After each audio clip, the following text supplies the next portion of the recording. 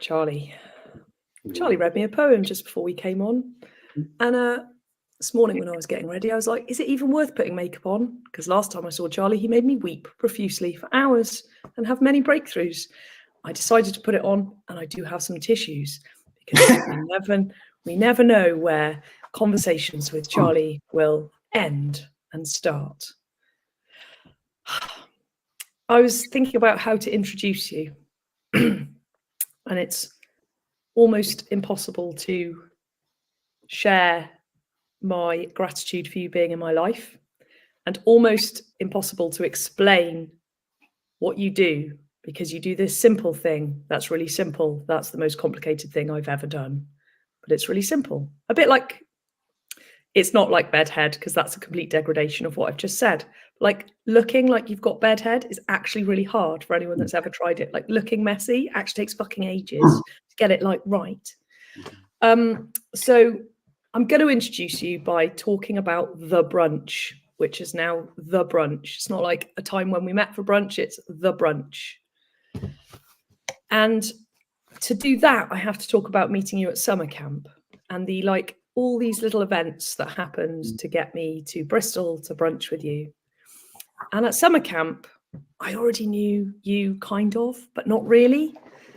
And who you are for me at the last summer camp was the guy that just came and read me a poem every now and again that seemed to sum up everything I was feeling and dealing with without me really saying anything to you. So it was a bit strange in a magical way. So that kind of happened. And they were like, really want to get to know Charlie more. And then we met for brunch because we live not too far away, which is a brilliant blessing. And I just went for brunch. And then 4 hours later, I was phoning my husband going, can you pick the kids up? I can't drive right now because I've had this wild coaching session and feel like I've been on some transformative weekend, sat in a cafe with the staff probably wondering what on earth this man is saying to this lady in their cafe that serves delicious food. And that will give no one any idea of what we talked about. And what I'd like people to get is the impact of what you do is life-changing and also very simple. And what I wanted to do and what Sarah wanted to do when we were writing your bio, we were like, no, give us some stuff that hooks people in. And you were like, no, I'm not doing that. And I was like, argh! And then you sent me this, why don't you talk about the brunch? And I was like, oh, Charlie is a genius.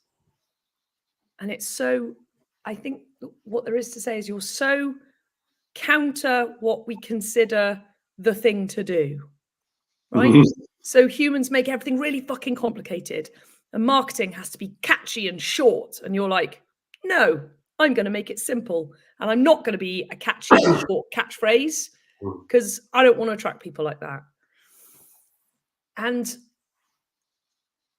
in the culture that we currently live in of overstressed, overbuying, over-consuming, over everything, and then feeling like on a mass scale, total failures as a human, speaking, of course, just for myself. And if anyone resonates with that, please jump on in on the ride.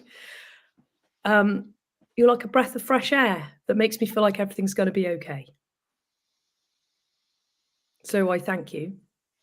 And I thank you for coming on this podcast, because you also told me, which I didn't know only just now, that you haven't done podcasts for years and you've had a, no, I'm not doing podcasts. At which point the gravity of this podcast kind of magnified even more. Yes. So welcome, Charlie. Thanks for coming to hang out. Thank you. Yeah. And thanks for your gift to the world that you're now starting to share. That's actually what there is to say. Yeah. Yeah. It's a very simple thing, and it's taken a very, very long time. And I've been quietly using it to help all kinds of people with all kinds of different things, professional, personal, spiritual, family, relationships, at every level. And it's, you know, so much of it's so tender. Like there's so much that I can't, like, oh, hey, I just did a session with a person. Let me, you know, turn it into an Instagram post or something. It's like, I can't do that with our 4-hour brunch. Like, oh, can you just give me a little, you know, 1 minute Snippet. live, 1 minute live at the end. So how was that for you? You know, it's like, Yeah. So much of it feels like it has had to be really like held, really well held, because like with the brunch, I think we were talking about how I turn up with like a little deck of cards, and I'm like, oh, I have these questions, and they're in nice colours, and I only use these, and these. It's just this little set of very simple questions that I use with every single person I ever work with, and I never rely on anything else, and never ask them any other questions, and just use these same questions in the same order every time. And you're like, oh, that sounds nice. And then that's literally what I was thinking. I was like, oh, nice. Yeah, and I did offer at the brunch. I said I can walk you through it and just show you what they are. You did. Or we could do like a really, really small example where it's like, do you want this piece of cake or not? And we can just kind of go there, so it's not. And you said something along the lines of like, bring it. Well, the problem is I wrote this book, and in the book it says the power is in doing the exercise. So I was like, fucking gotta do it. Come on, let's do this. I think, and also I was like, you know, like I've got my shit together. I think this is the other thing that's really important. So I was like, I've got my shit together. I know where I'm going. I know what's going on. And you were like, just think of a question. We'll do the thing. Yeah. Yeah. And then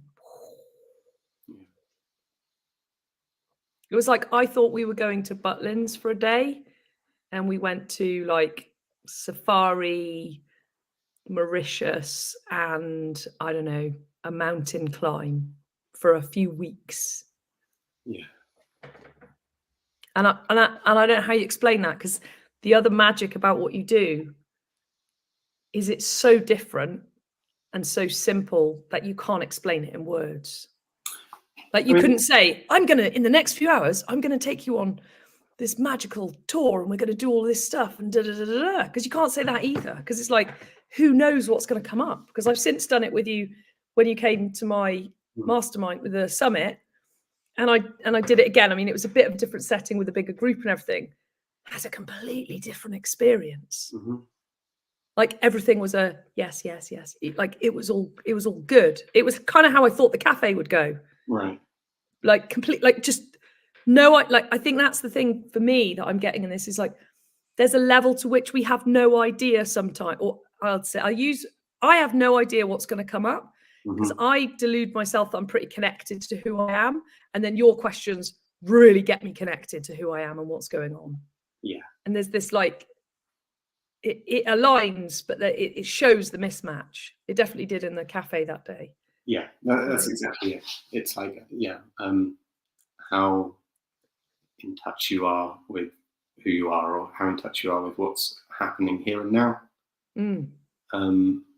I think a lot about this work as actually becoming literate in the difference between theory and practice. You know, that you can have thoughts like, oh, that would be a good idea, and that's theory, you know, or like, oh, I've done this before, so it'll probably work now, also theory. Yeah. You know, it's just like I'm referring some thoughts to some other thoughts, like, oh, maybe I should do this and this, a thought, oh, but then this and this, another thought. It's all just theory. And as long as it's theory, like, oh, I really should find more clients, I really should put on an extra program, I really should earn more money, I really should It's all just theory, you know. It's all like Amazon recommendations saying like, you bought this, so you probably like it. Like, yeah, in theory I might, but like just because I've bought a book about Brazil might not mean that I need flip-flops, you know. But like good catch, I might do, makes sense. But like Amazon doesn't know if I need flip-flops. They don't know. They can guess, they can have useful information, but they don't know. You know, they only have the theory. And it's so easy to kind of try to navigate, you know, work and life and everything just on theory. Just on like the right thing to do in this situation is this and this. Or like, Mm. I learned growing up that the thing to do in this situation is this and this. Or like, I've never thought to question whether the thing to do in this situation is this and this. But like, it's all theory. It's all just theory.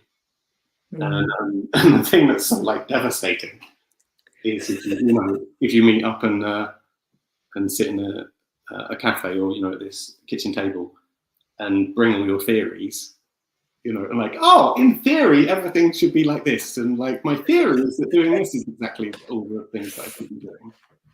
And then all it takes is the question, okay, is this what you need? And you can't answer that question with theory. There isn't a theoretical answer to it. There's either yes or no. And the question is like, okay, is this what you need? Basically means, okay, great idea in theory, but in practice, what about here and now? And that's what it means to say, is this what you need? It means here and now. You can say being quiet is good. But like, is it what's needed here and now? You might say like being aggressive and mean is bad, but actually, is it what's needed here? And sometimes, being mugged or someone's attacking your friend or something like that, and like, oh no, I'm not aggressive and mean. That would be a bad thing to do right now. It's because it'd be a good idea to kick some ass at that point. Yeah. And then, but I was thinking this morning before this call, I think I wrote it to you, that like the practice has some detail to it. It's like it's a mechanism. It's like a machine that you put drama in at the front and clarity comes out at the end. Put a problem in it and the solution comes out at the end, and there are steps to it. But like the essence of it, the simplest like distillation of it is just that question of, is this what you need? Just asking that. And that when you do, it's like a full-scale, undeniable revolution of like your mind, your way of navigating everything, because it's like leaving the path of theory. It's not relying on theory. It's actually relying on what's needed here and now in the present moment. And the reason it's helpful isn't because like I'm great and the practice is great and like, oh, am I clever or something like that. The reason it's helpful is because listening to what's needed here and now is more reliable than depending on a theory without checking if it's relevant here and now. It's like, it's not that my work works, it's that we work. We're built to be able to pay attention in the moment for what's needed. Like the capacity is already there, and the capacity is incredible. And only get into trouble when we like ignore that capacity, when we sort of deliberately turn it off. And so like all the inner signals are trying to tell us like, oh, this would be a really bad idea right now, don't do that. Or like, we don't need to do this. Or like, we definitely need to do this, even though it's scary. All that is, it's coming. We know it really. It's all there saying like, yeah, do this, don't do that. But like, it's so popular to be like, no, completely disconnected. Hello, this and this. I'm going to talk very sensibly about my sensible thing now. Like, show you nothing, and they're definitely not listening to anything. For those people who are listening, not watching, because there will be people who listen, what you were doing then was like a line across your like chest, which is above your heart. So I just want to talk about that for a second, because I think what you're saying, and I've talked to my mum a lot about this when she was doing the summit and the breath work with Tommy, and she's talking about left brain, right brain, heart, and there's something about being completely disconnected from like, what do you call it that's below that line? Would you say that's your heart, your soul, like body, how we feel, body. like just body, like all the bits of our body, we're just like totally in our heads and thinking it all through and conceptualizing, and then not actually going, oh, how are you, body? How are you feeling? And the thinking and the conceptualizing and the head and the brain, like there's nothing wrong with the head. Head's Yeah. great, you know? Yeah. Like we need that too. We couldn't just like cut the line and keep the body and like just discard the head either, right? You've heard me say this before. I don't know why it's the example I always come back to, but of like the thinking about running a marathon. Like if you think about running a marathon, it doesn't hurt because it has no consequences, right? Like, and there's probably some even like, oh, and my friends will think it's amazing. So there's almost like it doesn't hurt, and it almost sort of feels good, but in a thinking way. Like it's a freebie, right? How much kudos can you get walking around being like, hey, think about a marathon, you know? Like, yeah, I reckon I might run a marathon this year. You know what would be a cool thing to do this year? Run a marathon. I reckon we should run a marathon, you know, like all of that. And but it doesn't hurt at all because it's not a commitment. It's not actually a thing that you're doing. You're not doing it. You know, you're like putting it up on the laser display board and like just, you know, watching the possibility of doing a marathon. Like, oh yeah, that looks interesting over there. That sort of theoretical thing. The theory of running a marathon is really great, but it's not a commitment. And if it's a thought or an idea rather than a commitment, you're not doing it. And so because you're not doing it, you have no responsibility for it. And it just has nothing to do with you. Like if I say I might run a marathon, it's just like there's a marathon over there that's totally disconnected from me because I'm not committed to it. So it's like might as well be on a different planet. Yeah. But what happens when you say I am? I don't want to say it. What happens if you say I am running a marathon?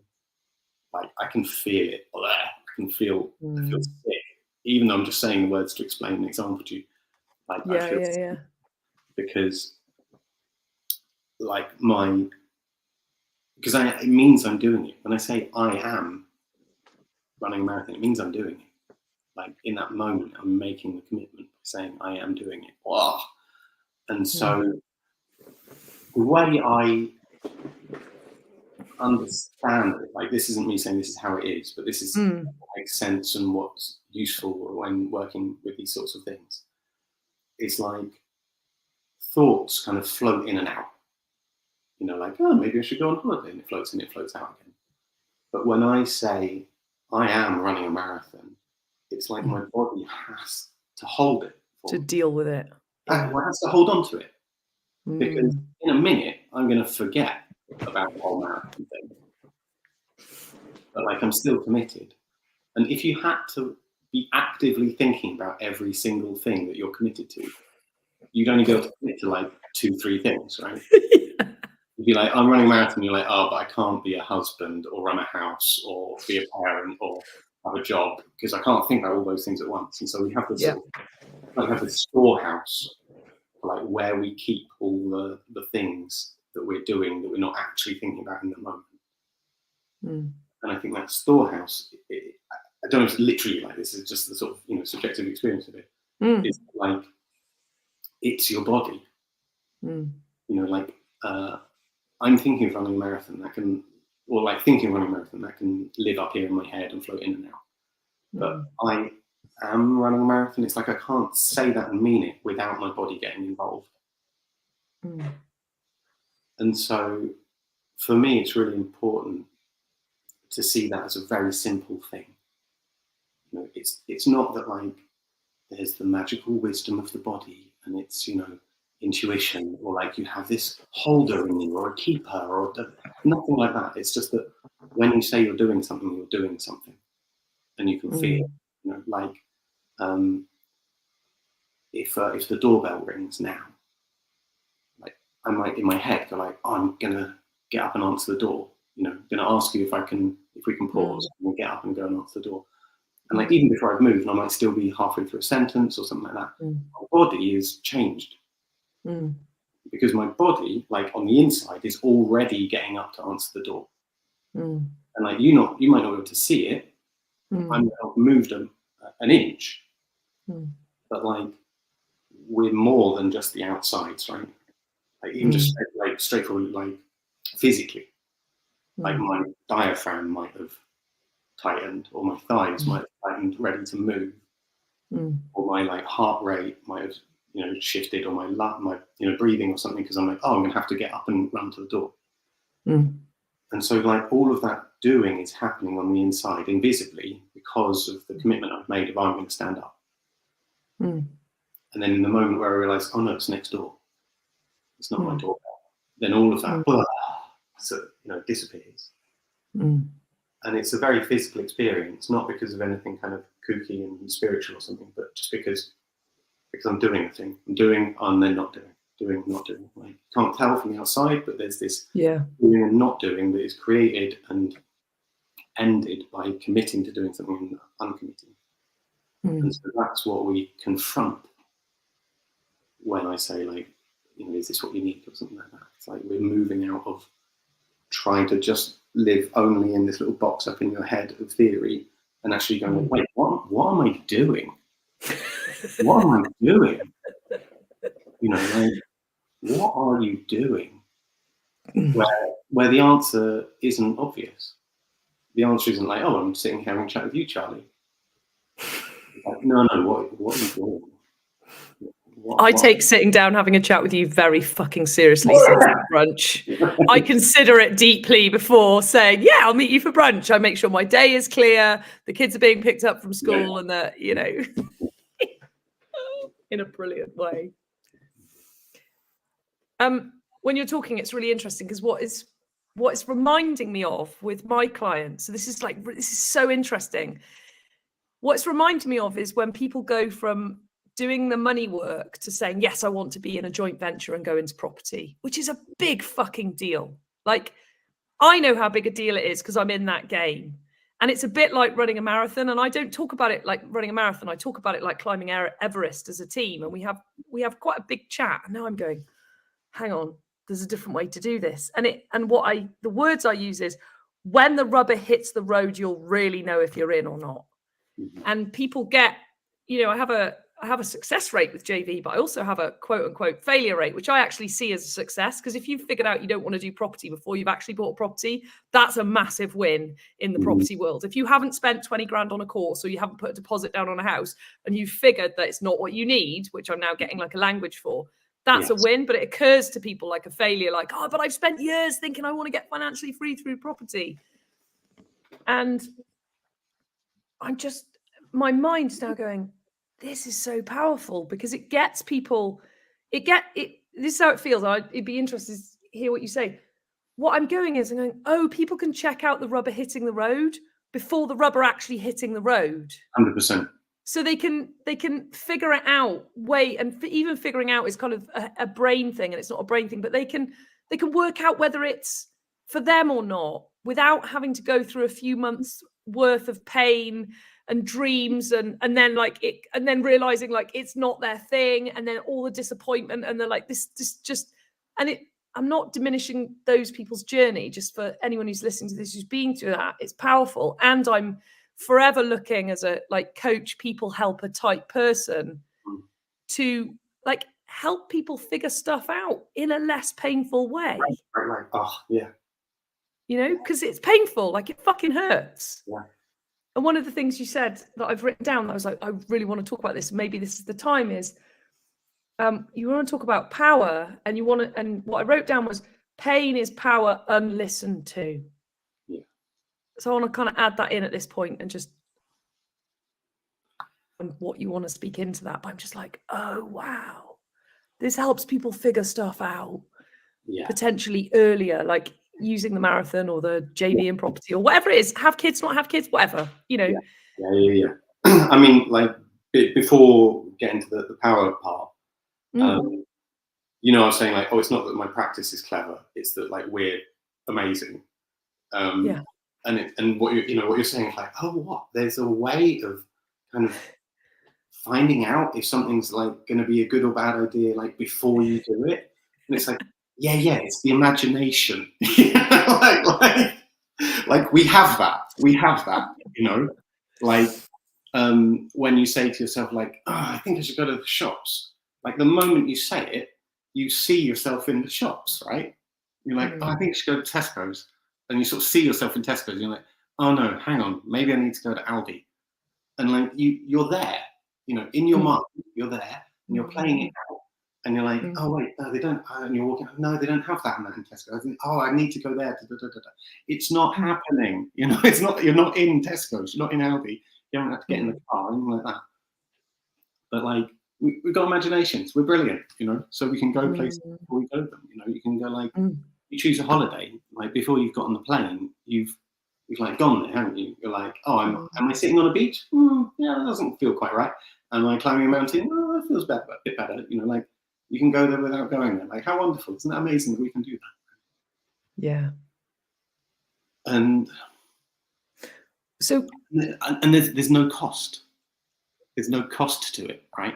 Like you can decide that you might have a haircut, and then you can imagine yourself with all your hair shaved off. And then be like, oh no, right? And not do it. And then you don't have to wait for the hair to grow back because like, commitments that I am running a marathons, they have consequences. Commit to something, it hurts if you don't do it. But like if you think about something, it doesn't hurt if you don't do it. And so it's perfectly fine to go like, oh, I'm going to Tesco's. Oh, no, that's not right. Like, oh, I'm going to shave my head. Oh no, that's not right.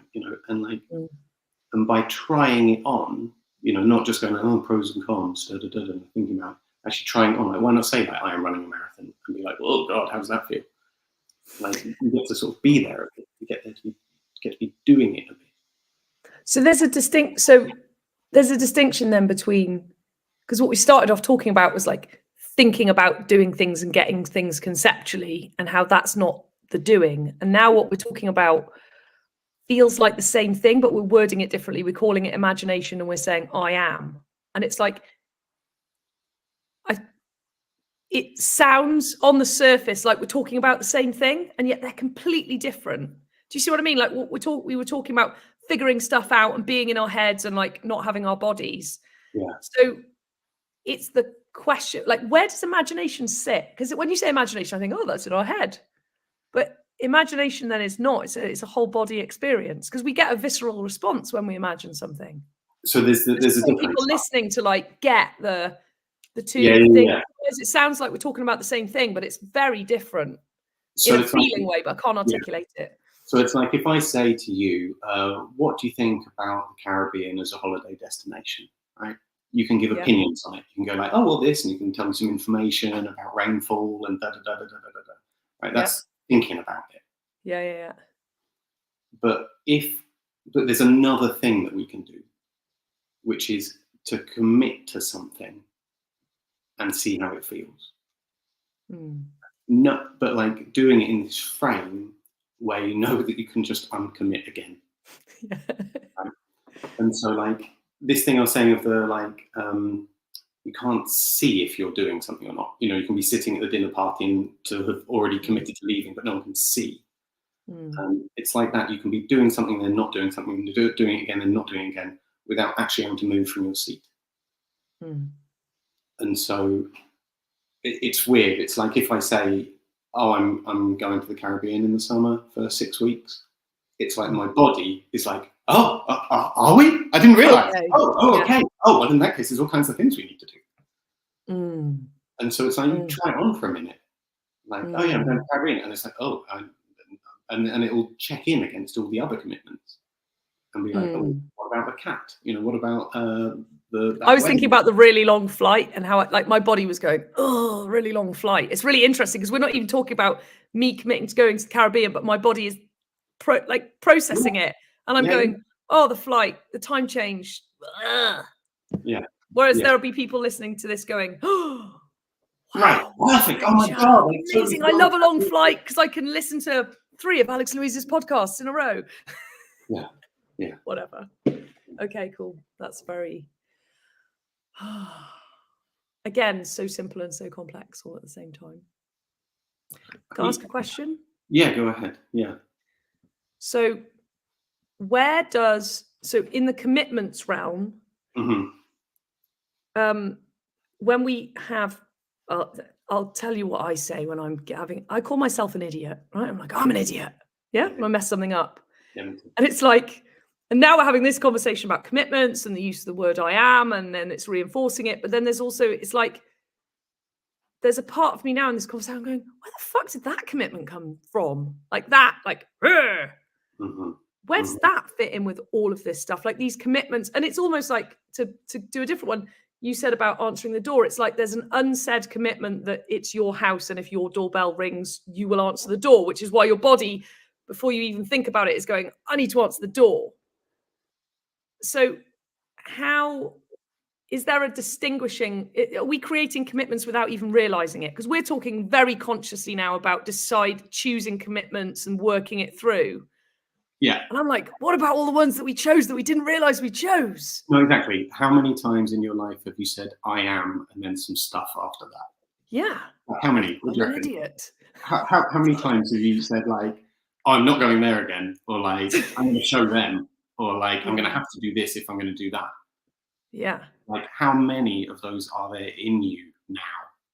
I dread to think. You know, like decades worth, where like, let's say you did 10 a day, you know, like, it's forever. Then like, there's just millions and millions of things that you're doing. And the way I think about it sometimes is it's like we have a continually updating instruction book for ourselves, where we're continually rewriting it. And so, you know, you arrive and you know, as a baby, and you basically know nothing. And then you just keep on learning things of like, oh, you know, I'm doing this by doing that. You know, I'm staying safe by being quiet, or I'm getting fed by being loud, or whatever it might be. You know, and we make these commitments, and then each commitment brings with it a set of needs.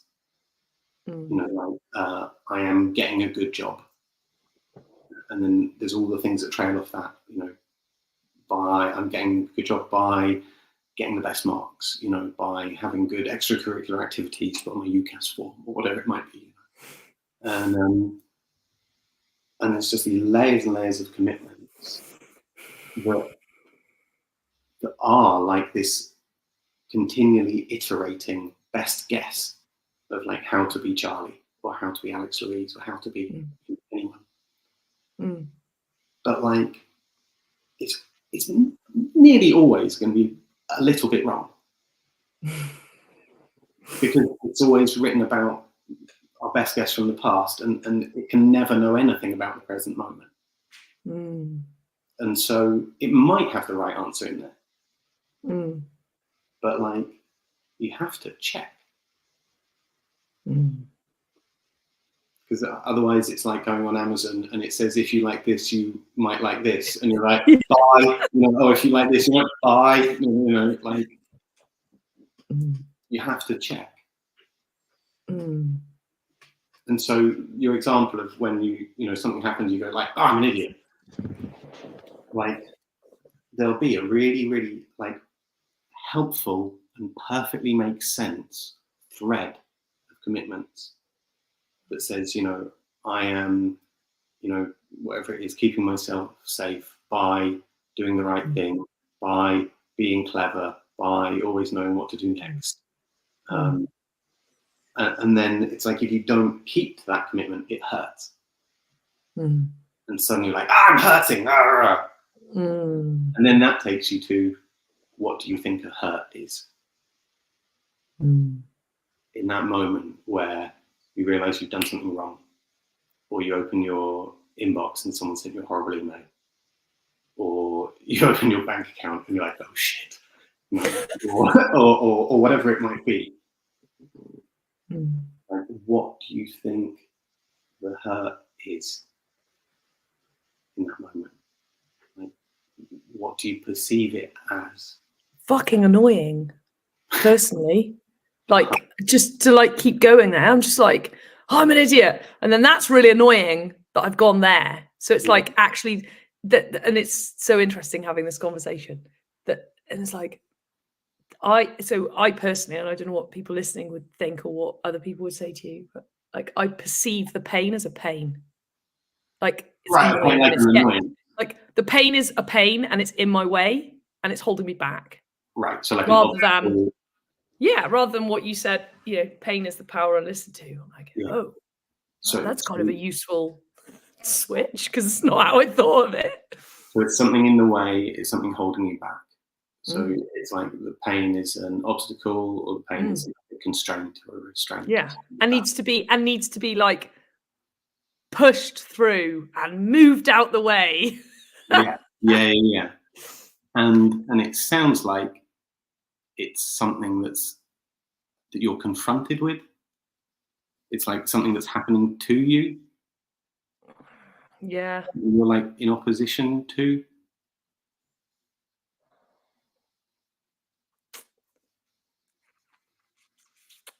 It's got this sort of opponent vibe. Like, I'm trying to do this and you're stopping me. You're in my way. Yeah. And so then you're trying to respond to the pain in the way that you would respond to an opponent. Trying to respond to the pain as you would an annoyance. You're trying to respond to the pain as you would an obstacle or as a constraint. So you enter into this dynamic with it where it's like, I need to push through you because you're an obstacle. I need to get away from you because you're a restraint or a constraint. Yeah. I need to beat you because you're an opponent. But pain isn't any of those things. Yeah.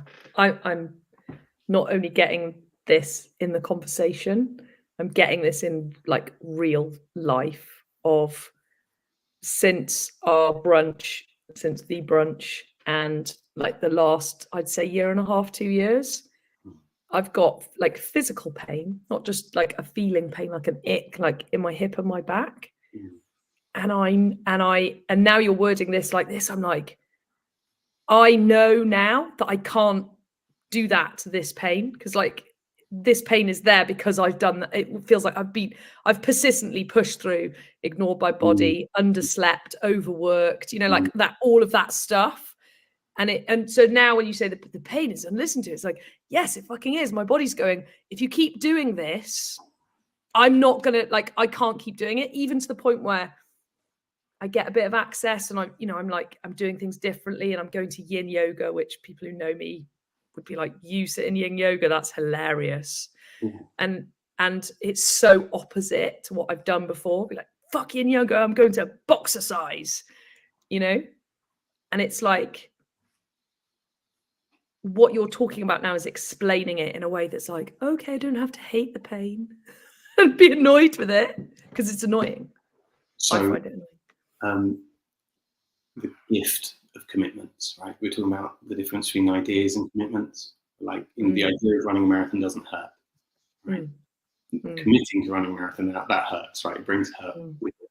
Like if you don't do it, if you commit to doing something and don't do it, it hurts. And that's the gift of commitments, the hurt that they bring with them. Because this is an example I've used when we talked before, but like if I walk out of the house and before I've left the house, I've said to myself, oh, I'm going to remember to turn off the cooker. And then I walk out of the house and I'm thinking about the 700 things I need to do out in the world. As I get halfway down the path, it'll hurt. And the hurt isn't a thought. It's not my clever brain coming up with a theory of something. It's the commitment, the gift of the commitment, which is that if you don't do the commitment, it hurts. And so the hurt means I stop. And then if I listen to the hurt, then I get back to a thing that I'm doing. I am turning off the cooker. Like that's already in my that's rolling in my program that I've set for myself. Like turning off the cooker, great. That's one thing we're doing before we leave the house. And if I don't do that bit of the sort of program, Oh, I'm still doing that. I'm still doing the turning off the cooker. This is getting a lot harder because we're getting further and further away from the house. I am turning off the cooker, but like, no, we're getting in the car. This is going to be really difficult now. Yeah. And is it just to distinguish the word hurt?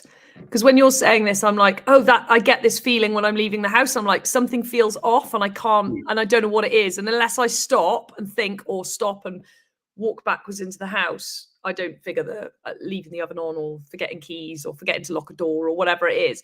So it doesn't necessarily, because we've danced between, I'm talking about like physical pain in my hips and my back, and there's that kind of hurt.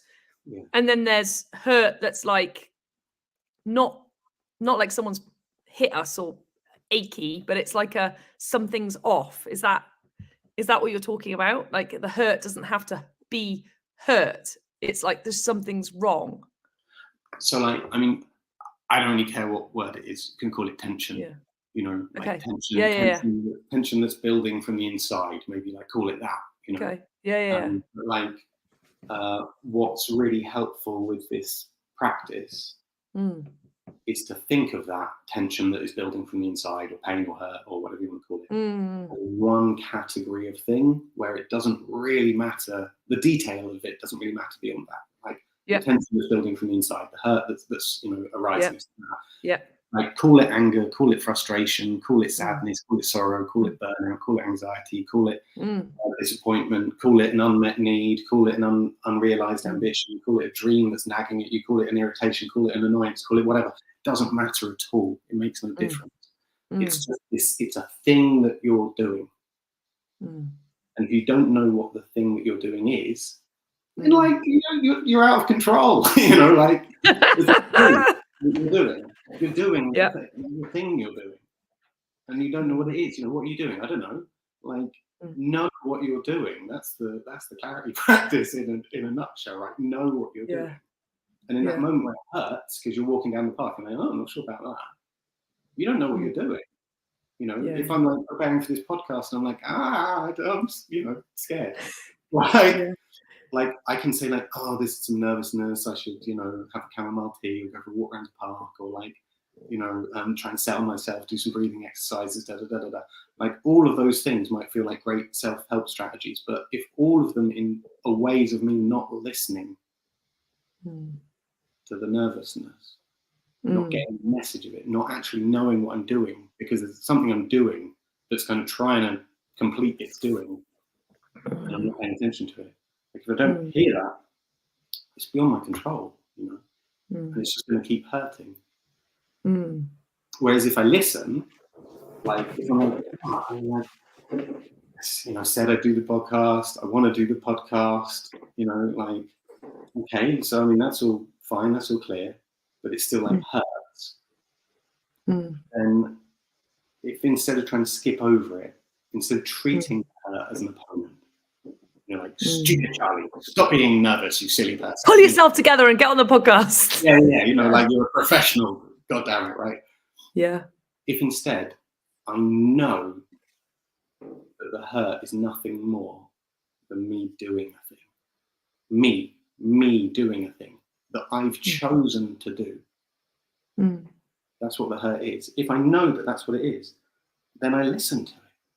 And I'm like, well, doing the podcast, I want to do it, but it's still something else. And I'm like, I'm listening, like, what is it? Like, okay, nervousness, you know, what do you need? And the answer is like, enjoying the podcast. And it's like, oh, right, yeah, I need to do that. That's a much better plan. And then I can actually turn up alive. Whereas if I turn up to the podcast, I haven't listened to the nervousness, then I'm not actually even doing the podcast. Like I might be here, you know, like the mouth might be moving, the words coming out, but like I'm not here. I'm like, there's all these other things I'm trying to hold on to and do that don't fit with being here. And so it's like, if you don't listen to the hurt, everything becomes harder.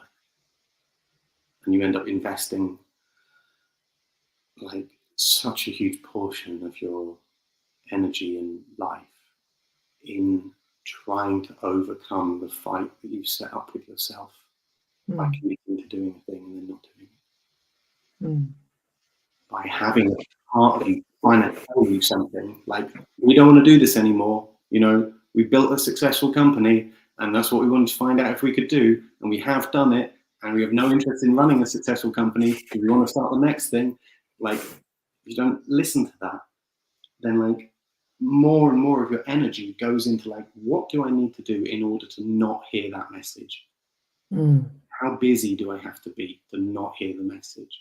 Like, how much conflict and drama do I have to create in the office to not hear that message? How many holidays do I need to go on to not go on that message? How many times do I have to kind of almost crash the company and then save it again to not hear the message?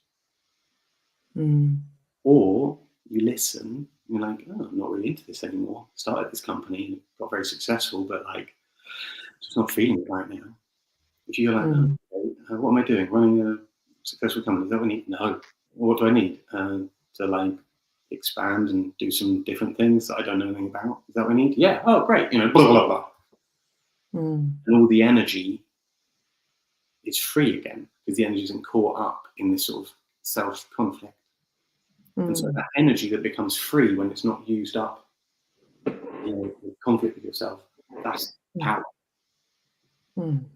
So that's that bit where you the hook you started from, of like the power is the, what was it? Power pain is power unlistened to. Pain is power unlistened to. Like, that's what that is. Like, you want to walk around with the pain all day long and just like suffer it and like devote more and more of your time to managing it or ignoring it or pushing through it. Like, do you want to do that? Or knowing that the pain is you doing a thing, knowing that the pain has the information in it that tells you what your next step is, knowing that the pain has the power in it for you to do the next step, and that if you listen to it, the act of taking those next steps will be like full of life, you know, will be getting you what you need, will be like exciting and vital and like radiant and attracting, you know, other people and resources and whatever you need. Like, knowing that it's going to be like that if you listen to the pain. Why not listen to the pain, right? Why choose to carry on walking about with it and just suffering it and like devoting your life to kind of wrestling it? What do you say to people who are listening to this going, I ain't opening that can of worms, Charlie? I come across that a lot. Like, I can't look because it's too painful. I can't look because I'm just like, I'm so into the fight that my life's going to unravel if I even dare to like peek, never mind go there. Like, what do people in that position do? Or so what do you say to that? I have a sort of comforting reassurance and a suggestion. So the comforting bit of reassurance is that the pain of the thing unlistened to is always worse than the pain of the thing listened to. Yeah. Always. Even if it doesn't feel that way right now, when they're like, no. Oh, don't want to.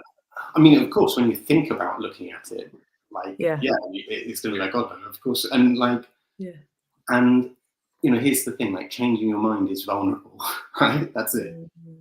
Like, feeling something is vulnerable, right?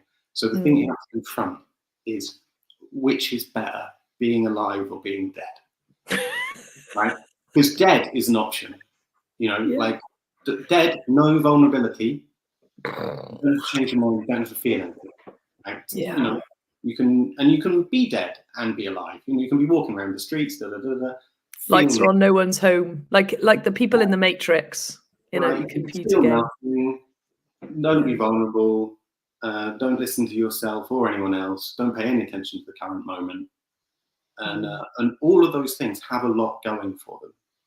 You know, they're all qualities of being dead, which is kind of reassuring. You know, there's no risk when you're dead. No risk. Nothing's at risk. You know, there's no threat. The other option is to like be alive, but like when you're alive, things move in you. You know, like your tummy will flip over, your breathing will change. You're like, you know, all the things. Like, you have to be aware that you're alive here and now. And there's a sort of responsibility that comes with it. And so, sure, it's confronting. You know? But like the reassurance is that hurt of being alive. Oh God, is always better. You know, it's always. I would choose it every time over sticking with the hurt of like, oh my God, I'm locked in drama and my mind is spinning and the stress is increasing and I feel like I'm stuck and I've got a dead end. There's nothing I can do. Like, I would never choose that hurt because I can guarantee it's always worse. That's my reassurance. The suggestion is just start with something small because it's weird. You know, it's a really different thing to do, to start asking yourself, is this what I need? Instead of saying like what you meant to do, or is this good, or is this right, or is this what people normally do? Like, it can be it is a different way of walking through the world. You know, it's wholesale. It's a completely different way of operating, relying on listening to the present moment, what's needed, relying on feeling. And so, like, maybe don't make the first question, what am I doing with my life? You know, maybe make the first Why am I here? Make the first question, do you want a sandwich? You know, like going out for lunch, staying at home for lunch, opening my laptop, like watching TV tonight. Just any of those. Yeah, I love that. Start with like going to the gym, you start with a small weight. You don't go straight to the 100K bench press. It would be insane. Yeah. And, yeah, I love that. And what happens, it's so beautiful what happens, right? Is it operates completely differently. So if you're used to thinking being the way that you navigate, if you're used to like theory and right and wrong being how you navigate, then there's a sort of linear thing to it.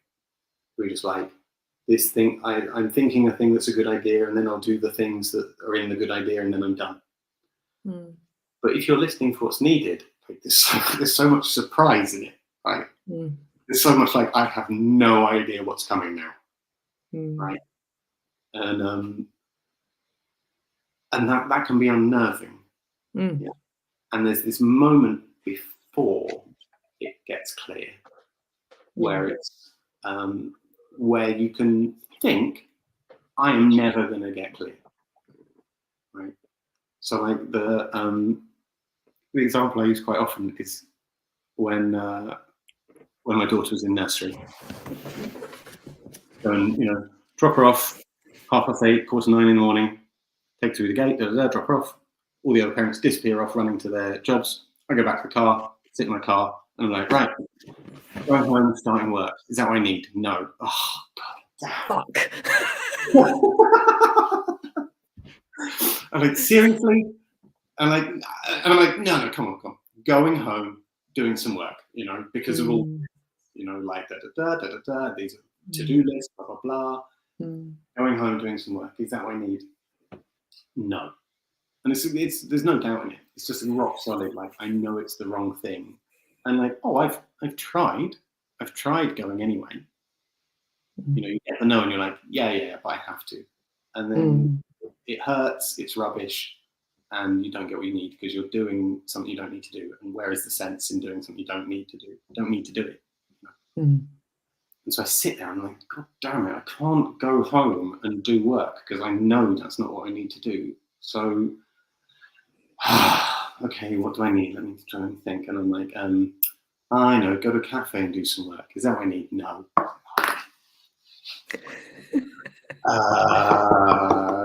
Go and sit in the IKEA restaurant and do some work. Is that what I need? No. Go home and tidy the house and do some work. Is that what I need? No. Oh, damn, you know. And I could be sitting there for like half an hour feeling like a mad person because like the work day has started and everyone else has gone to work. And I'm like still sat in the driving seat outside the nursery going like, what am I meant to do? Like what do I need to do? What do I need to do? And then something will land in the end. Like it might mean I actually have to listen a bit harder. I have to let go of the autopilot responses, the Amazon recommendations, you know, the normal, what I normally do. And it will be something like, oh, oh, I need to ring that person. And I'm like, because if I don't ring them, then none of the other stuff matters. Because, actually, I've totally forgotten that I was meant to call that person, because, you know, like, I'm trying to solve 15 different things, and actually they're all to do with me doing such and such. And actually, I need to start doing the thing with that person, and then that's going to change all of those. And so I'd be working completely the wrong stuff if I don't call them first. And so I sit there and I'm like, okay, calling that person right now, getting the answers, and then doing the next thing and working out what to do. Is that what I need? Yes, you know. And then I call them up, and it means I'm actually alive in my day.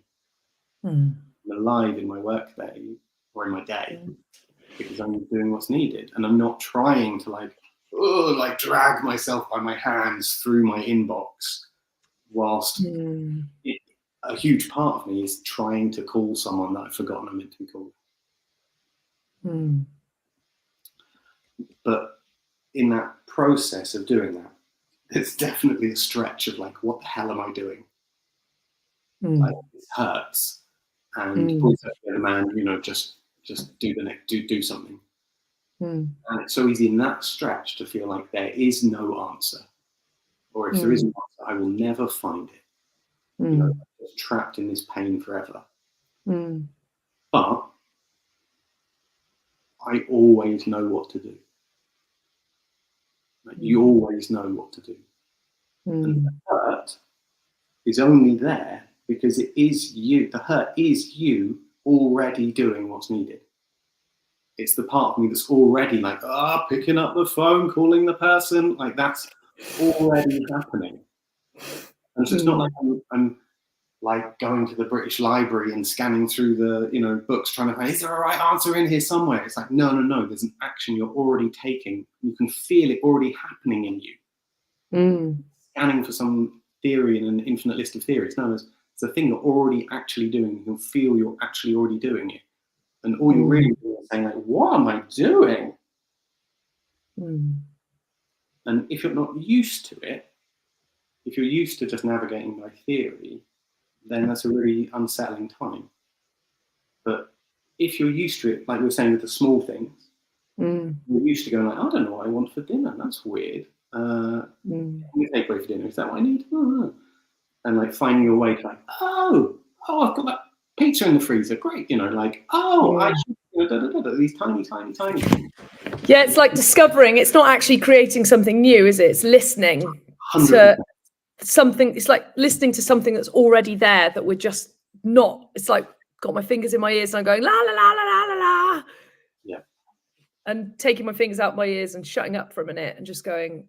I really resonated with that dinner example. It's when I don't cook like that, it never goes well. Right. Like, I should cook this. We haven't eaten enough vegetables this week. We must eat more vegetables. When actually there's, I don't know, something delicious that can be prepped. Yeah, that dance of the should and the thinking and the, I don't know, societal pressure and marketing and all the ways that we're told we need to exist versus what we need. And I think cooking's a really good example, for you anyway, because for those that don't know, 17 years as a chef, I've done a lot of cooking. So there'll be people for whom like cooking isn't a practice. It doesn't feel like it. So it doesn't land. Yeah. It's either like, you know, it's putting something in the microwave, or it can be like doing a really great thing, but it's just following the recipe and doing whatever you're told. But like for a lot of people, I think cooking is an area of life where there still is this sort of concept, even if not like a conscious concept, of an approach of approaching it as a practice. You know, so like for me, it's like I probably make like dal and rice like once a week or something. And like, I don't know why I put it, you know, like I sort of feel my way through it. And like, I'm like, I think I'll be a bit more of this week, a bit more of that week. Oh, maybe I'll put some chickpeas in, Like, there's skill in it, there's knowledge in it, there's, you know, experience in it, there's all of that. But like, it's undeniable there's some listening in the moment. What's needed. And so it's an area of life where that's still acceptable. You know, it's still expected that if someone's standing at the cooker and like, they get some extra salt and like, you can see that's okay. yeah, like it's fine to be listening to yourself when you're cooking. And but like it's so, I find it really hard to get advice on like whatever you want to call it, like work, service, professional life, business, because so often I find if I go to you know, I mean, if I did anymore, go to a training or something like that, or a workshop, like if it doesn't meet you in that spirit of like the cook who does some listening, but it meets you in the spirit of like, oh, if you want to market your business online, there are 74 things you need to do it like this, yeah. You know, and it's like if those instructions don't involve me listening for what's needed, then it's an invitation to be dead. You know, it's an invitation to write myself out of my work and to be on someone else's autopilot. That's so interesting. In the property world, there is so much strategy sold. And the thing that I deal with the most with clients, especially at the beginning, is they go, yeah, but which is the best house to buy? And my answer is always, well, I don't know. What's your life like? And what's going to fit with your life? Right. And they're like, no, but which is the best strategy? And I'm like, well, I don't know. What does your life look like? And which is going to fit with your life? Because just because it's the best strategy for Joe Schmo, who now sells a course on that, doesn't mean it's the best for you, because he lives on a yacht half the year and outsources everything and does this, whereas you live at home with kids and you're quite handy and you'd like the properties to be down the road. Right. And it's so you languaging like, I'm like, oh, that's why that makes sense. Like you're giving like a lot of sense to something that I've done with coaching property, but not really know why I'm doing it. I just know that just following a strategy doesn't fucking work ever. Yeah. It never goes well for anybody. And yet, you know, it's like this is where this started for me. Like I was working as a journalist, working like magazines, like pop culture, things like that, and I was working like branding and consulting and marketing and all these kind of groovy areas, and like the internet, like early days, and virtual communities and environmental campaigns and all this stuff of like where like part of the work was like, how does stuff work? You know, what's good? What has life in it? Like, you know, whether you're a journalist or you're an online campaign or something, you kind of need to know those things, how it works. And for like a few years, I just collect like a magpie all these little bits of wisdom, you know, the sort of like a snippet from, you know, Margaret Mead or Krishnamurti or like, you know, whoever, like sort of big names of thinking or culture or wisdom or whatever it might be. And you get these little clues, like, you know, follow your bliss or like trust the process or like all those where like you hear them and something in you goes like, oh, that feels nice. Yeah. It's like, oh, I should do that thing because it feels nice. I'm going to pin it on my fridge, you know, like that's the process and follow your bliss. Like, and you see it and you're like, ah. And the thing that hit me was like, these things don't fit with the model of the world that I've been taught. With everything else that's said. Yeah, right. And I know I'm still living based on the other story, on the big, very neat story that says, you know, work every day, the money is in charge, do what you're told, there's right and wrong, you know, don't make too much of a fuss, don't know, whatever it might be. I'm living by this entirely different, wholesale kind of comprehensive mechanic of like, this is what life is and this is how it works. And then we've got these little like scraps that say like, follow your bliss and trust the process. And you're like, what? Like, that doesn't fit with that thing at all. And it hit me that like, oh, it's not enough. It's not enough to be like, oh, that thing feels nice. I'm going to put it on my fridge and maybe like think about that sometimes. I had this definite moment where I'm like, those things are all pointing to an actual different model of like how life works and how thinking works and how planning works and how like feelings work and all those things work. And I don't know what it is, and none of them are saying what it is. Yeah.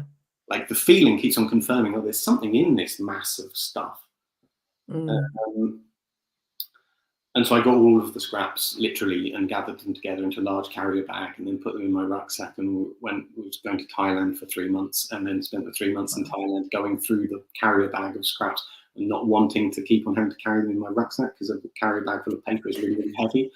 And so down to about like an A5 envelope with about 7 pieces of paper. And I was like, okay, I'm starting to get a feeling for what they're all on about.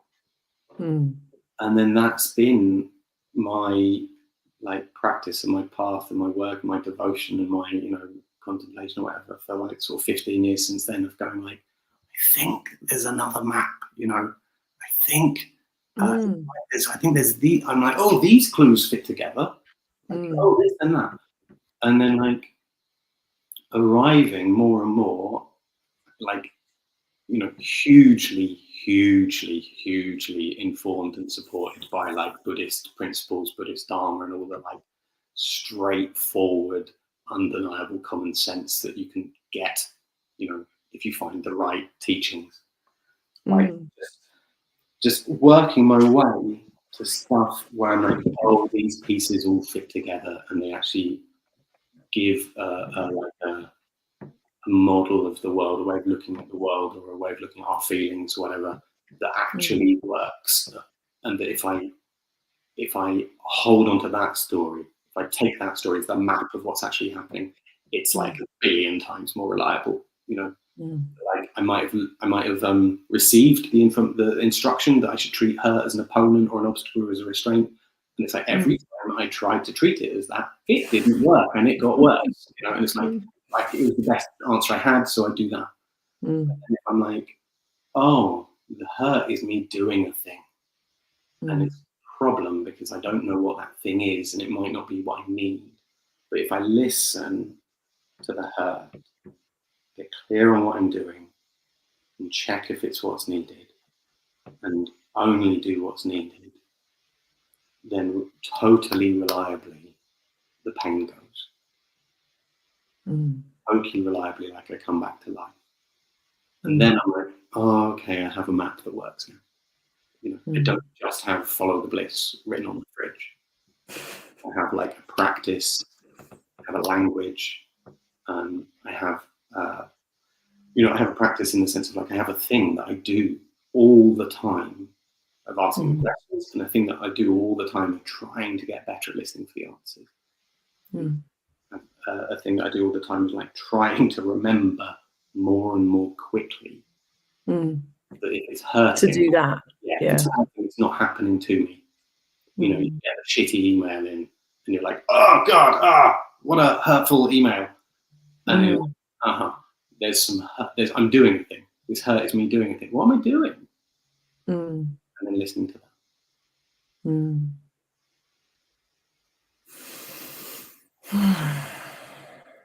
I've got a poem. Go for it.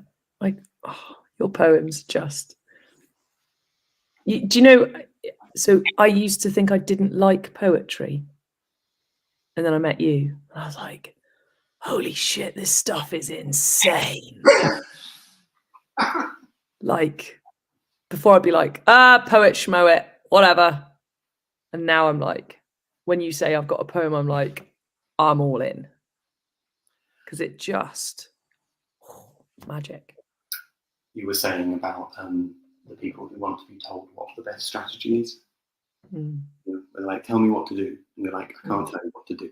I don't know where you live. I don't know what you want. I don't know what you need. You're going to have to tell me what you need, and then you can tell me if it's what the best thing is for you. There is no best. There is no good idea. There's only things that help or don't help. And happily, there's a whole book written about that, which is the Tao Te Ching by Lao Tzu, sort of foundational text of Taoism. And for a very, very long time, I went through and wrote a version of it where it's very kind of unfaithful and unscholarly, but it's me.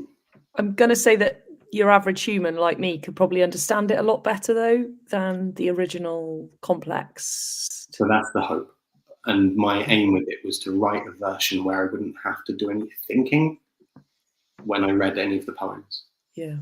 Where the thing that I got with effort by reading the versions of it, I would be able to get without effort. You know, like like translating a joke. You know, Yeah. someone can explain a joke to you that's written in another language, and you're like, oh, Yeah. okay, I can see why that's funny. It's like, no, I want to translate it so it works as a joke. So I've done that with these 81 poems of the Tao Te Ching. And is this available? Like, can people buy it if they're listening to this? Like, I want to buy it right now, and I'm like, is this just Charlie's personal like book that he has and pulls out a poem, or can? No, this is a work with me, and you'll get it. Ooh, I like it. So Tao Te Ching, the original title, it means something like the Book of the Way and its power. I've called it, I thought I was on the way to work, but I was on the way home. 1. This is the first one. No one can show you the way. Only the way they know. They can give you steps to take, but then you'd have their steps, and not your way. Because your journey started before you took your first step. And your first step laid out a path for you alone. Now, whenever you stand still, you're back there, where your journey started. And whenever you move, there you are, on your way. Standing still or moving, it's all the same. If you know that, then you know your way.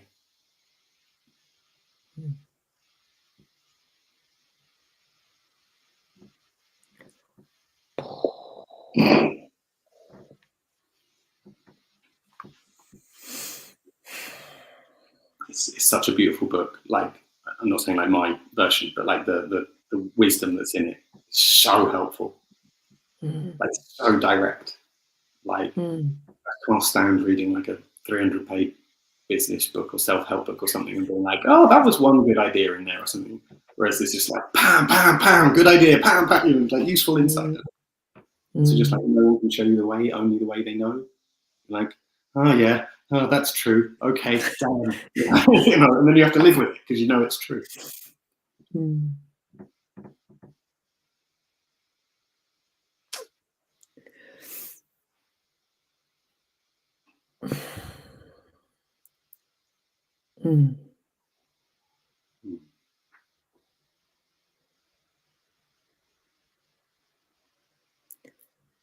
When we were at summer camp and Case was there, the economics lecturer from Amsterdam, who very much articulated things that were like feelings in me, and then he was like speaking and I was like, yes, that's it, that's it. It's like, that's what that poem just did. It reminded me of Case talking about, he was talking about it in terms of the story of capitalism, and it's not left me, and it's this like world that we're surrounded in, like this marketing world, and when you talk, it's like the antidote to that. So it's like, Nike, just do it. And then I've now got Charlie in my head going, is that what you need? Yeah. And it's like, I'm very good at doing that for myself. Like, one of the ways I became financially free was because I don't buy new shit that I don't need. And I almost didn't have to practice that, but it's like one of the biggest things whenever I talk to people that they're struggling with is they're buying shit they don't freaking need. And everything you're talking about, if everyone just stopped and went, is this what I need? Do I need a new sofa when I had one 2 years ago? Do I need a bigger telly? Do I need to buy all these new clothes when I have a wardrobe full of clothes? Can we just stop? I mean, it kind of makes me smile because I'm like, oh, the world will grind to a halt in the like, we must grow GDP to be okay. It's like, personally, I don't believe we do anymore. It's like, we don't need that. Like, nobody fucking needs that. Like, and there's a whole world of, yes, I don't deny, you know, society's being lifted out of poverty. I'm not, but there's a world in which you and I are more than privileged to live in. Well, no, we don't need it. You know, like if you don't have a fridge and you go, do you need a fridge? It's like, yeah, a fridge is really freaking handy for stopping food wastage. But if you already have a fridge, do you need a new fridge? Probably bloody not. And it's like how I'm visualizing it now is that question and your practice is almost like a cloak and a magic power that counteracts this bombardment that as humans we're constantly like.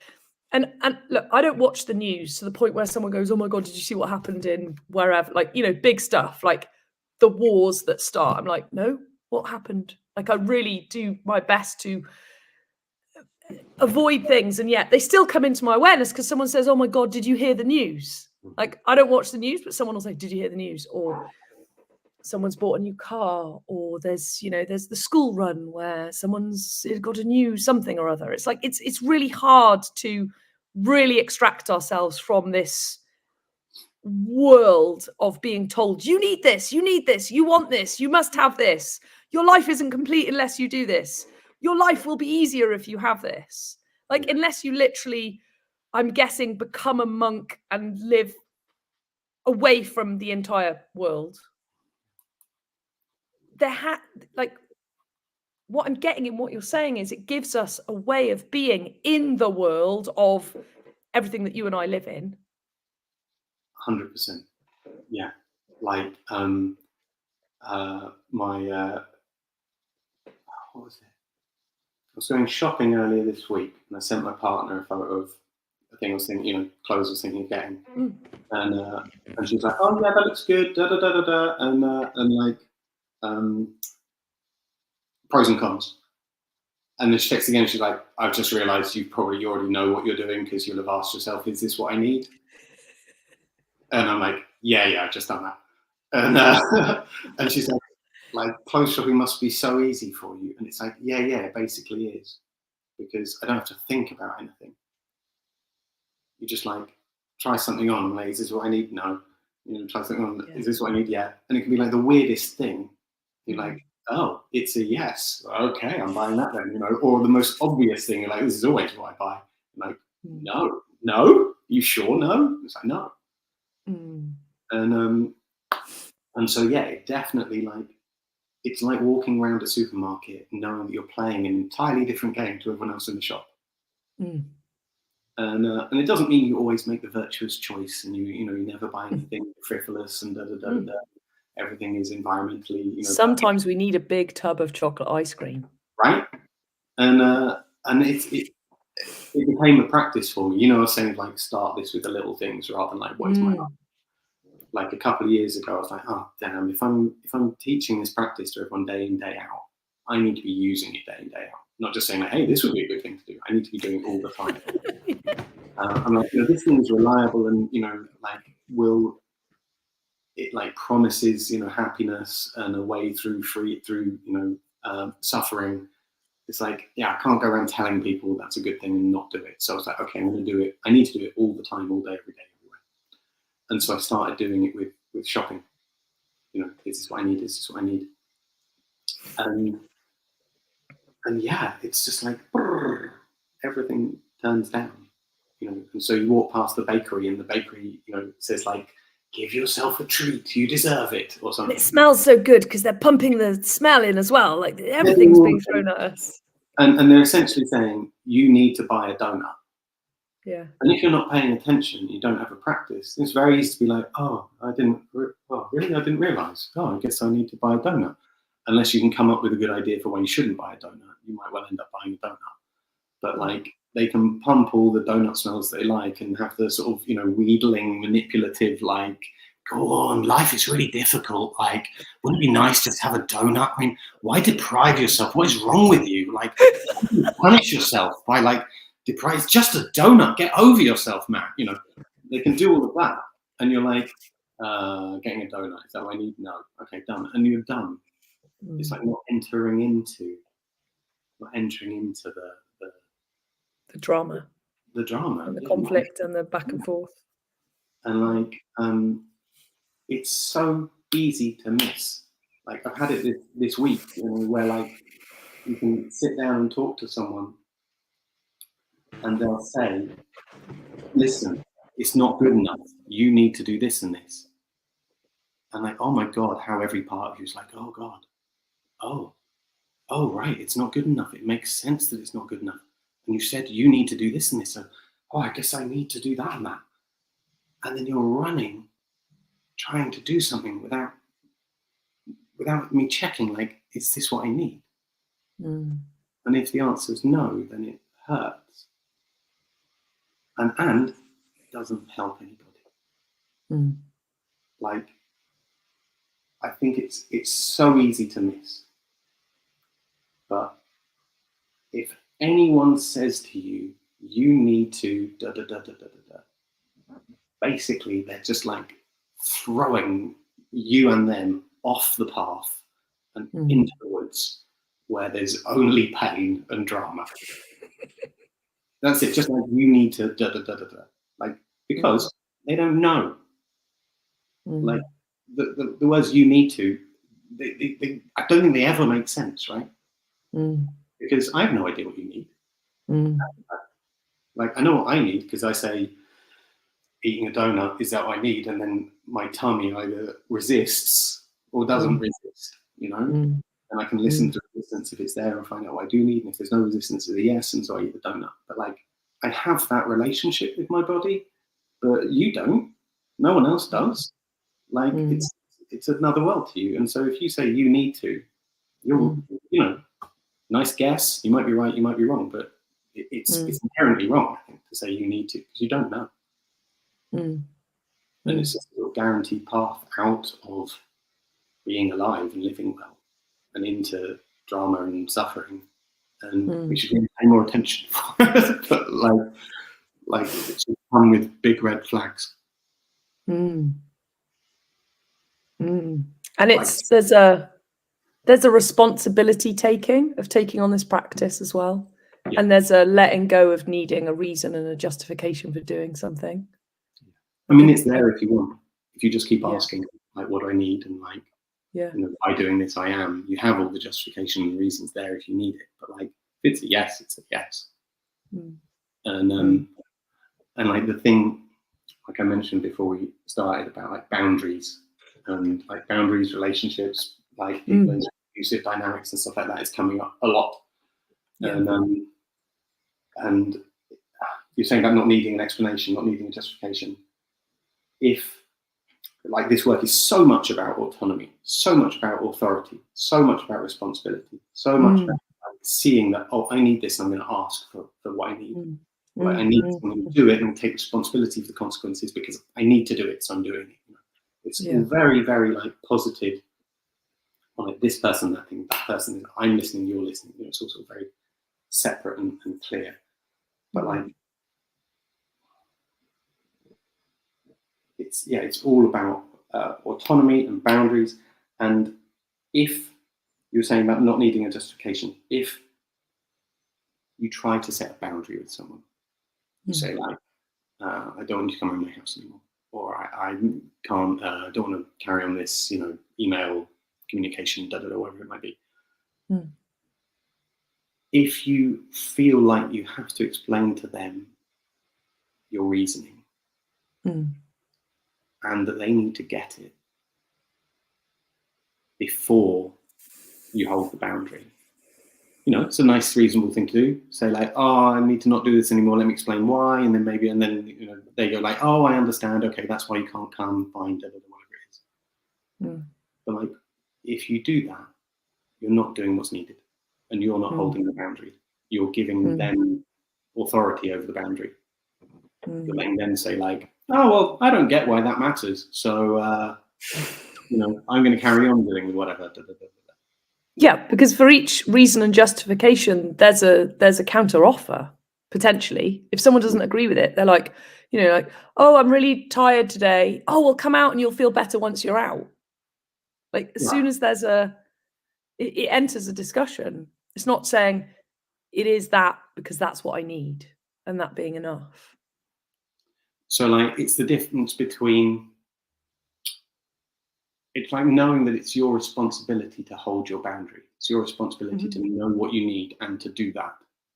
You know, and so anything that's makes that conditional on someone else and their Yeah. approval or their assent Yeah. and that is a huge trap. Yeah. But that doesn't mean you can't hold the boundary and Yeah. say, like, I'm not doing that, I'm staying here. And then someone makes you a better offer, you know, where they're like, oh no, when I said let's meet up tonight, I meant let's meet up and lie on a sofa and do nothing and eat ice cream. And you're like, oh, that totally works. You know, in that case, I'm all in, you know. So it's like, it's not saying you can't have a conversation. It's not saying you can't change your mind, but it's about being so diligent, conscientious in taking responsibility for what you're doing and knowing that the only factor is whether you need to or not.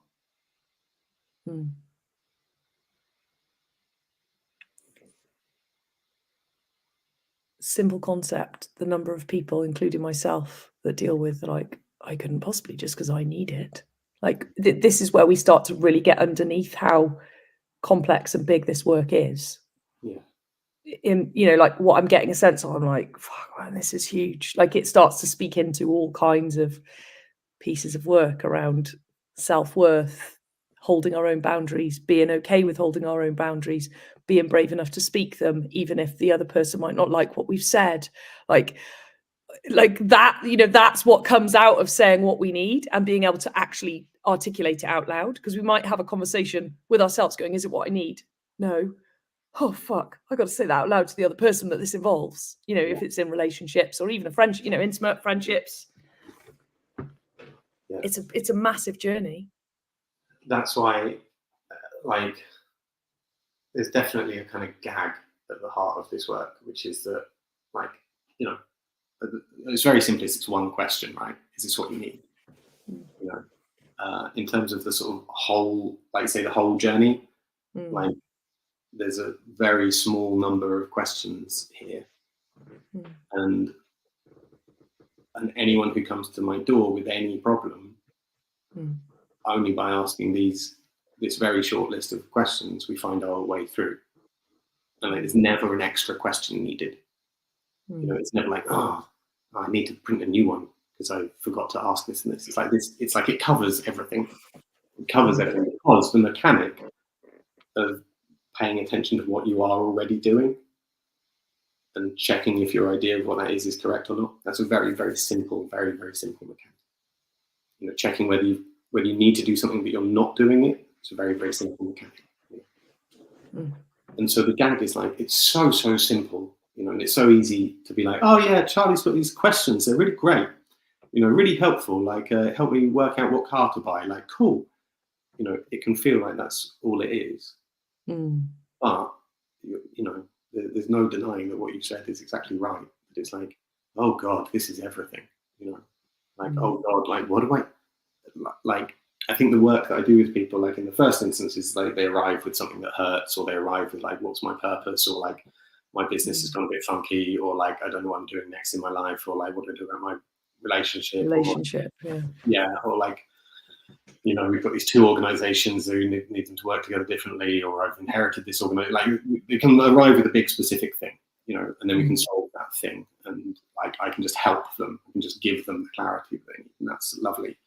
But like the second part of it is then realizing like, oh, this is a different way of navigating. I need to learn how to navigate this way instead of relying on like to-do lists and should-dos and things like that. And then again, that's pretty simple. You know, I'm just like, oh, ask yourself, is this what you need? And these other questions, and then you're good to go.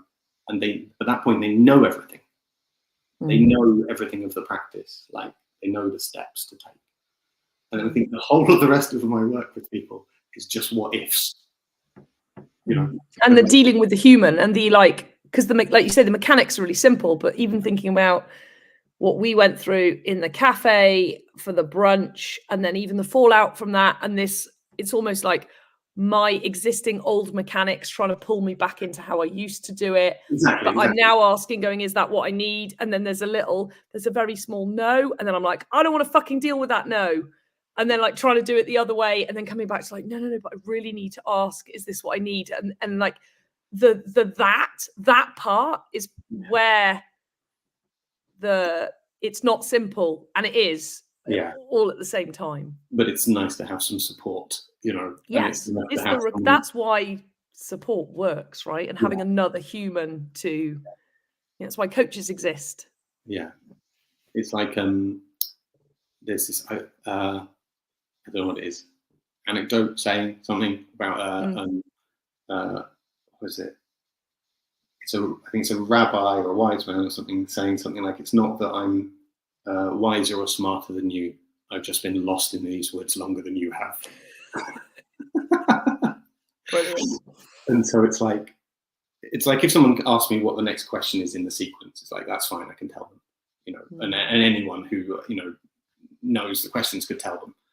But to be clear, just for anyone listening, if they're in any doubt of this, I know the questions. I've got them written down in my book, and I am currently not wanting to look at the fucking questions.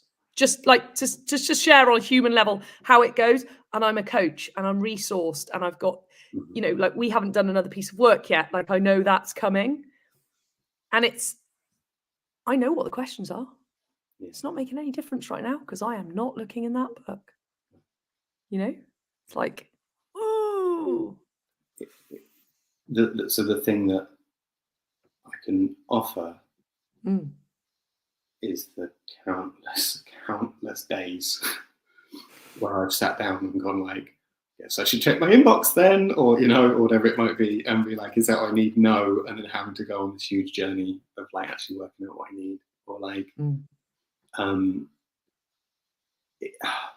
it's like there's so much in this sort of view, in this practice, that's undeniable actually, you know, and really annoyingly undeniable. You know, like you're saying, of like having to come back to the like, oh god damn it, I am actually gonna have to ask, this is what I need. But you know it, you know. Yeah. And it's reassuring and annoying at the same time.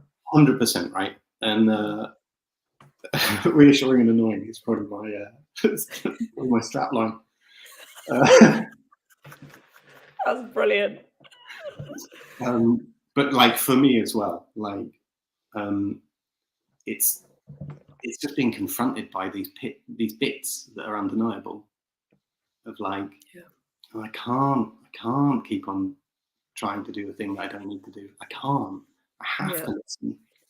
And like, and that's this. It's like that's the strength I bring. If I'm, that's how I can hold people in the session. You know, because if they say like, yeah, but if I do this thing, then it might mean disaster, you know. Yeah, but if I do this thing, then that might turn. Well, let's put some content to it. When I sat and had the brunch with you, what happened, for those listening that don't know, is I tanked 40 grand's worth of income, which I needed. I'm going to just share like exactly what happened and the impact and how confronting that was. So people get that, like, it can be small confronting or big confronting. And what we did was about my money mastermind course, which when I sell it, it represents 40 grand plus VAT's worth of income. Is it what you need? Nope. Is it what you want? Nope. And then there's this, no, but I do need to pay my tax bill. And I do need to pay the mortgage that I know is coming because we bought this house that has a fucking big mortgage. And then there'll be another tax bill. And I've done my planning for the year called, well, this is how my income works, because, you know, my income's very stable and I don't have an issue with sales and marketing. So if I say I'm going to sell a course, I know I'll sell it and all of that. There's all this like structure put in place. You know, I'm a money coach, so it's no surprise that I plan my finances for years in advance. And I'm sat with you in the cafe and you're going, is it what you need? I go, no, it fucking isn't. But I fucking don't know what I'm going to do if I tank it. And in that, and it was on a lived content level, just to give some people some idea. And it could be anything, right? People could be facing marriage stuff. Do they do the business? Do they not do the business? Is it a question within the business?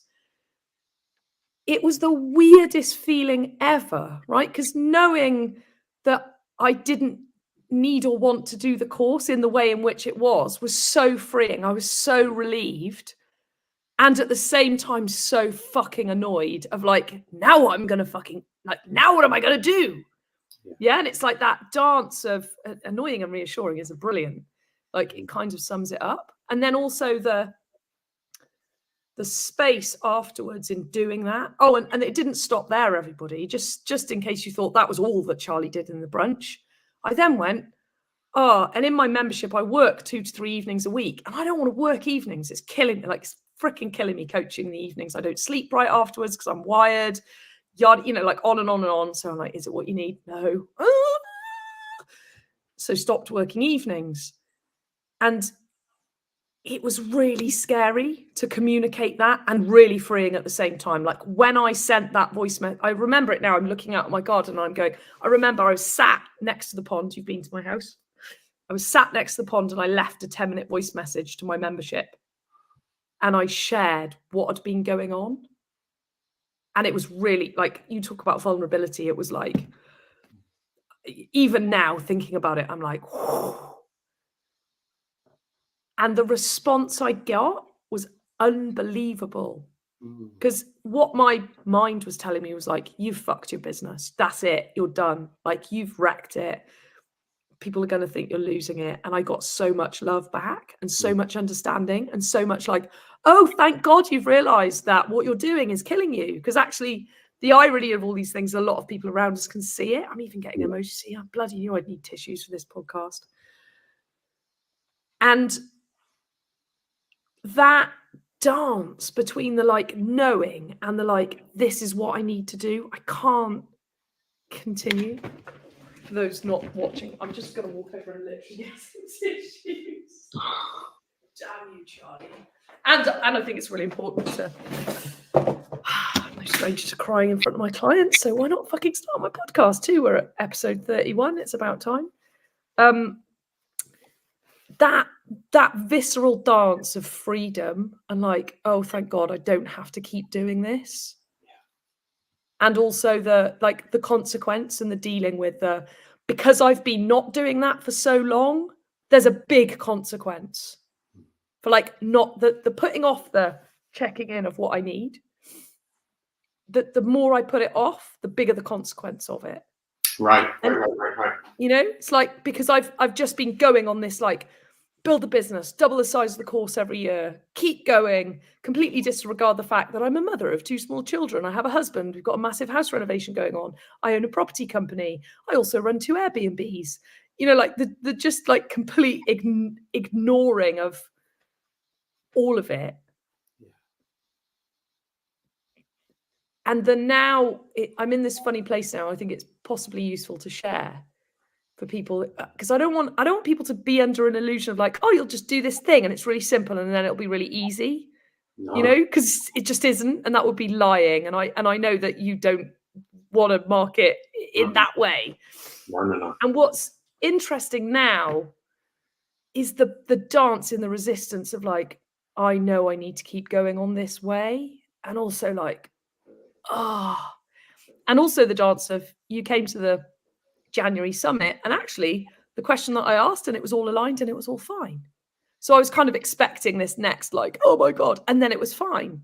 And then there's other things now that I'm like, I feel like it's possibly not going to be fine when I go, is that what you need? Is that what you want? You know?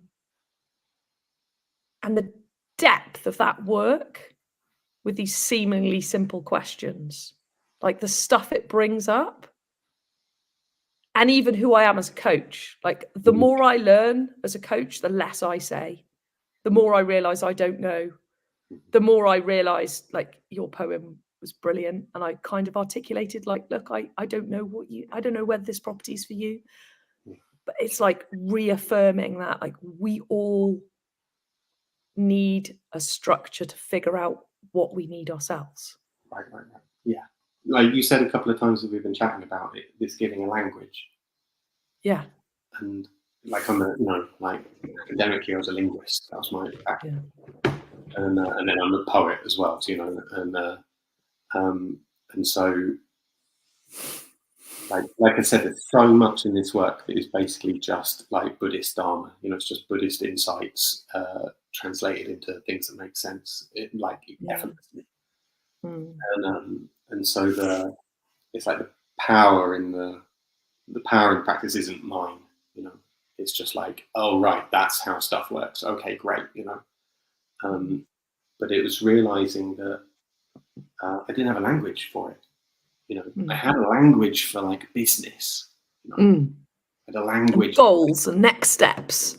Yeah, just the whole everything. You know, I had a language for getting things done.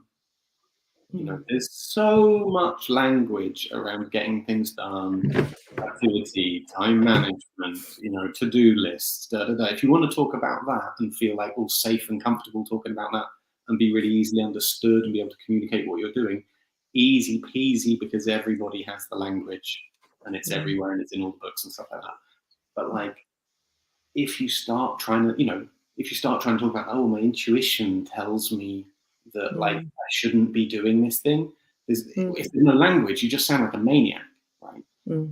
And it's not even that you sound a maniac to other people, it's like you can't convince yourself because you're like, oh, it feels funny if I think of it, but that's not a valid thing. So it's like without the language, you can't do can't take the necessary moves, make sense of the thing. And so much of the time of developing this work has just been finding the language that works, so that instead of saying, oh, it feels a bit funny, you can say, I don't need to do it. Yeah. You know? Like, so we can talk about things like commitments really simply and know that, you know, committing something just means doing it. You know? Knowing that, like, if you say I am, that is a commitment. That's how you commit, by saying I am. Knowing that if you say I might, nothing happens, or I think I should, or nothing happens. Like, understanding the language that we have that allows us to listen to ourselves, allows us to navigate our own responsibilities, our own commitments, our own feelings. You know, like the starting point for this practice was this, you know, the clear ideas process, this set of 7 questions where it's landed on this set of like, is this what you need? Is this what you want? Is this what you demand? Is this what you love? Is this what you wish for? Is this what you dream of? Is this what you live for? And like the beautiful thing is realizing that, like, you know, you can talk about like our feelings and intuition and it sound like a very sort of wishy-washy thing. But actually, like those 7 words, like need, want, demand, love, wish, or dream, wish, dream, live, like they're words where basically their only function is to point to different qualities of tension in our body. Like there's nothing else going on. If you ask someone what you want, what you're saying is, tell me about the tension in your body right now. Like not the pragmatic tension of things you need. Tell me about one level up from that. Those sorts of tensions that are like desire, sort of like stuff. You know, oh no, actually now tell me about the wishes that are a bit like lighter than that. You know, it's like it's not the preserve of like new age, you know, very intellectual, heavy spiritual workshops or something like that. It's already the vocabulary that we already use every day. We know how to use. We know it's different if you say what you need or what you want. Just it's putting that together so that it's a sequence with a beginning and an end, so that you can arrive with the thing that hurts, ask the questions that support the listening until you're clear on what you need and clear on what you're doing. And very powerful to ask it in those different ways. In our community, we talk about people's wanters being broken. So even like just everything, it's like so much access to like their wanters broken, like they don't know what they want because some things happened where they're not allowed to want, you know, whatever that is. And there's all the cliches in the money world that we talk about, like your parents told you money doesn't go on trees and you can't just have, you know, all of that. You can't have what you want. So there's just this block when you ask someone, what do they want? And when you do it, you're not asking what do you want, you're asking 7 questions. So they might be a bit stuck on what they want, but they might be able to ask what they wish for or what they live for or what, you know, and actually answer those really freely and not you know, or someone might really know what they want, but they can't answer so well what they live for. And it's that, like, having those nuances and that question expanded to like breadth and depth, and it makes it so powerful. And it forces you to listen in ways that are less immediate for you. Yes. So all the time, you have people where like 5 of the questions they're super happy to ask. Yeah. And like, you know, 1 or 2 of them they're like, oh, I don't even know what that question means, you know. Or like, I mean, that's not relevant, you know. So it'll be like, you know, as a busy CEO, of course it's important for me to know what I need, but like, why would I tell you what I love? You know, don't be crazy. Yeah.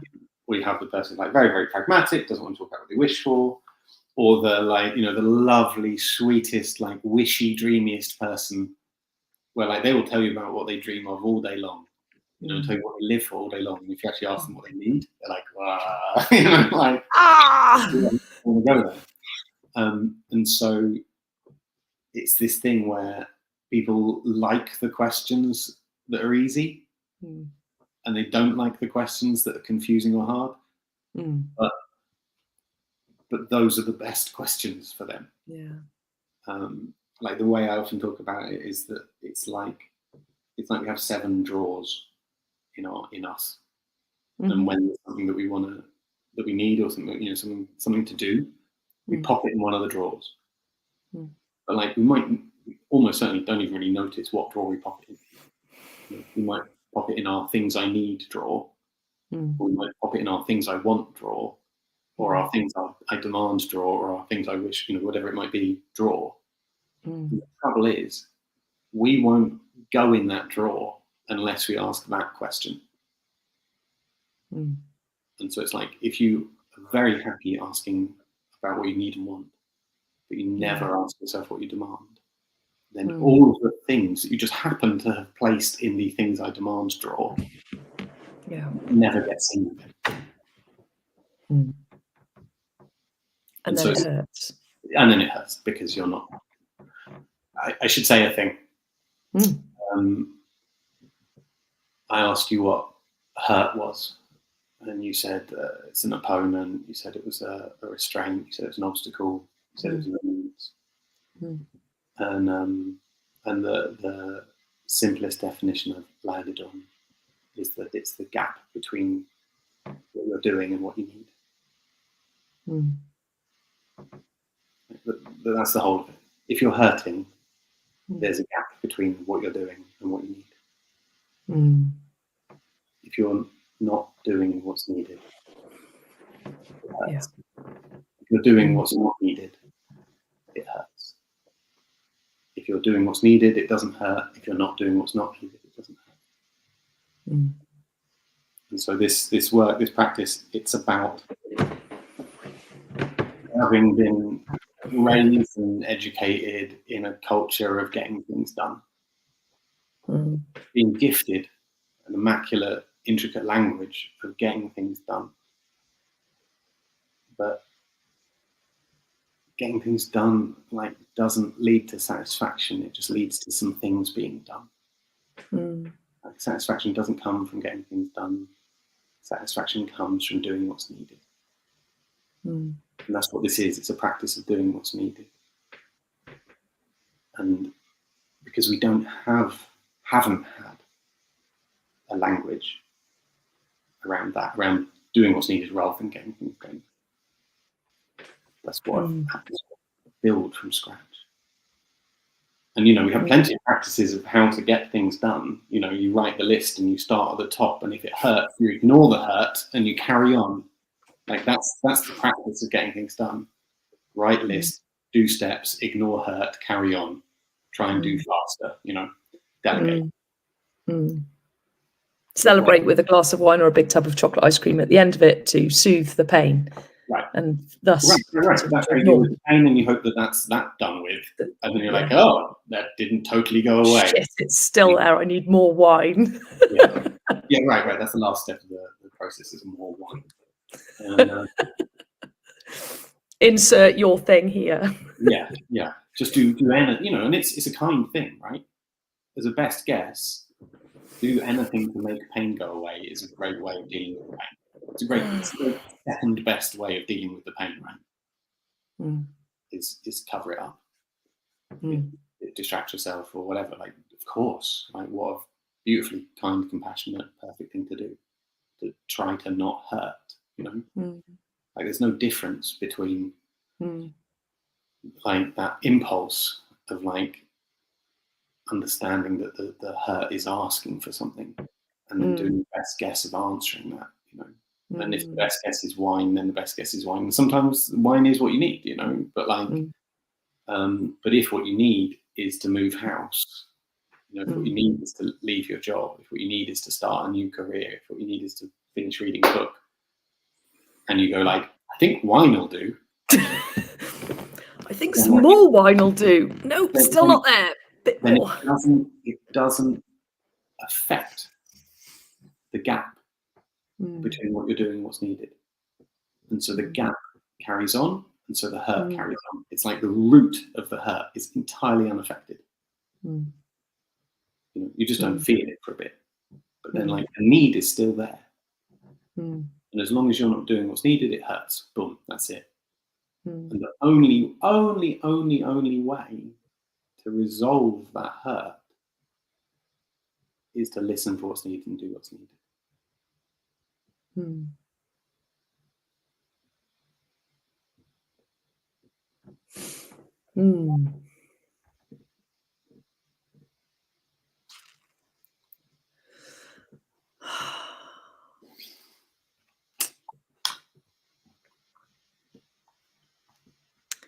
don't know if I have a question or it's more of a statement, but to speak into. There's something about, and I don't know whether this is having the perspective of, I remember, so I was born in Zimbabwe. We left when I was 4, so I don't really remember it. And there's a whole world of like how we lived in Zimbabwe was not how most Zimbabweans live, right? There's all that world. And I went back when I was 20. I met my dad there. I went traveling, landed in Zimbabwe, did a Zambezi canoeing, camping trip, like just had an amazing time. And I had an amazing time after I spent a couple of days being absolutely confronted with the levels of poverty. This was like 2002. Most people were going, what the fuck are you going there for? Mugabe is like wrecked the place, but we still had friends there from when we lived there, and you know, tourism wasn't completely dead and yada yada. So you know, it was still okay to go. And experiencing that, like, we see stuff like that on the telly all the time. It doesn't actually land, but being in a country that's just desperately poverty stricken and yet also so magical at the same time, like it's the weirdest. I found it the weirdest experience. There's something that perspective gave me when I was 20 about how much I have when I'm home, you know, and I'm not like, you know, fast forward on, massive house, property, portfolio, all of that. I don't mean now as well, like that's still very present, but back then. And there's something that I don't think we can fake an experience like that, a perspective like that. And I just wonder whether the stuff that we're talking about becomes, I'm kind of thinking this as I speak it, so it's not very clear at the moment. There's like a few little threads that are like pulling together. But I went to a talk where I met a coach called Judy May Murphy a long time ago. She was my coach for a few years, and it was a brilliant talk. She was very straight talking, and she short, you know, paraphrasing. This is like 20 years ago. I think I'd come back from Zimbabwe at that point. I'd come back. I'd gone back into working for Raymond Blanc, left that, moved back to Wales, started in the personal development world, came across Judy May, and it was like the kindest bollocking I think I've ever received, of basically like, you guys in this room right now can't fail, even if you fuck everything up. Our country, you know, like the United Kingdom, will give you a house and money, and like you'll have everything you need, and you'll never be on the streets. And like you can end up on the streets, but it's actually really, she was basically saying it's really freaking hard to be on the streets of this country. Like, you have to work quite hard at it. Like, things have to go so badly wrong that in the main, most people are, don't end up there. And then added into this, like, going to Zimbabwe and experiencing like people actually on the streets, and really like there's no safety net, like the safety net doesn't exist. And then adding into that conversation, the Maslow's hierarchy of needs, which I know Floris loves to turn upside down, but this different place that we're in at different points of our lives where, like we've just got to survive. But then there's also actually, we've covered all that. And financial freedom ends up with a lot of that conversation called, well, once you've covered your basic needs and everything's going to be okay, even if that's with a day job and a career, then what do you want, need, desire, dream of, live for? It feels like that question becomes even louder without us necessarily asking for it, because we're not trying to survive anymore.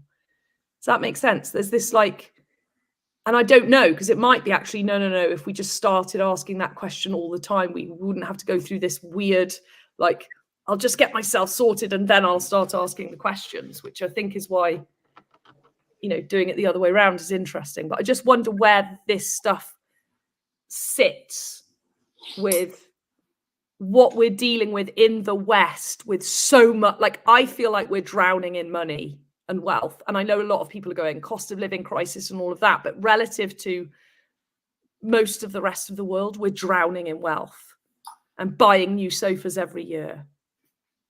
And that would seem like a great thing. And it feels like it's messing people up more than it's helping them, because it's just this world of drinking more wine rather than checking in.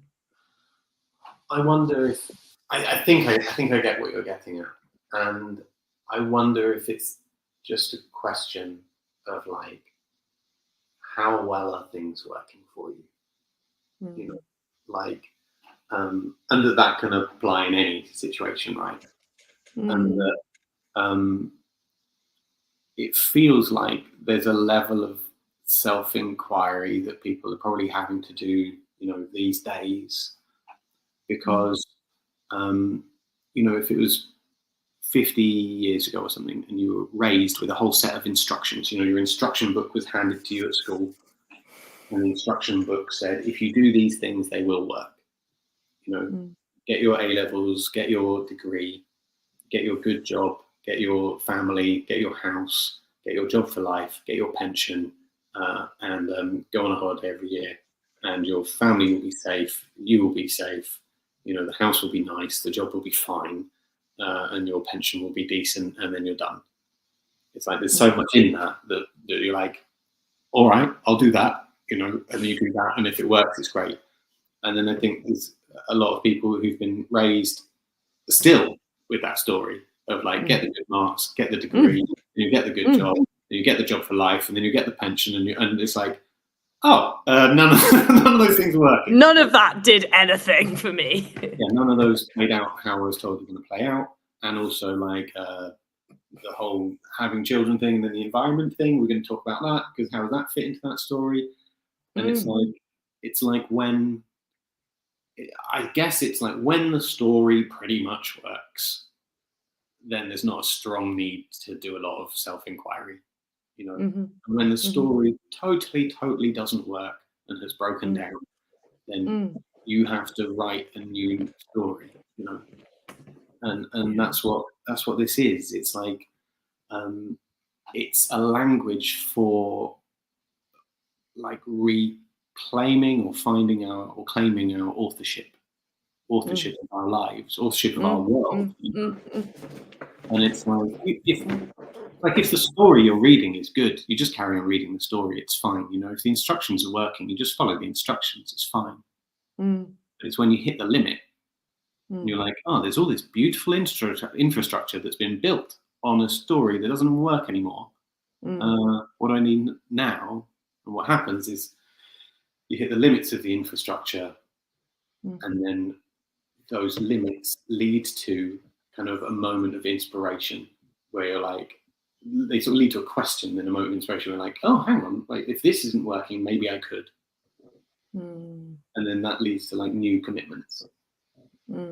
Like, oh, maybe I could work from home. Oh, maybe I could, do a bit of this job and a bit of that job. Oh, maybe I could buy less new things and buy more old things. Or maybe I don't have to go on those kinds of holidays. Or maybe whatever it might be, and what that requires of you is to become an author of your life,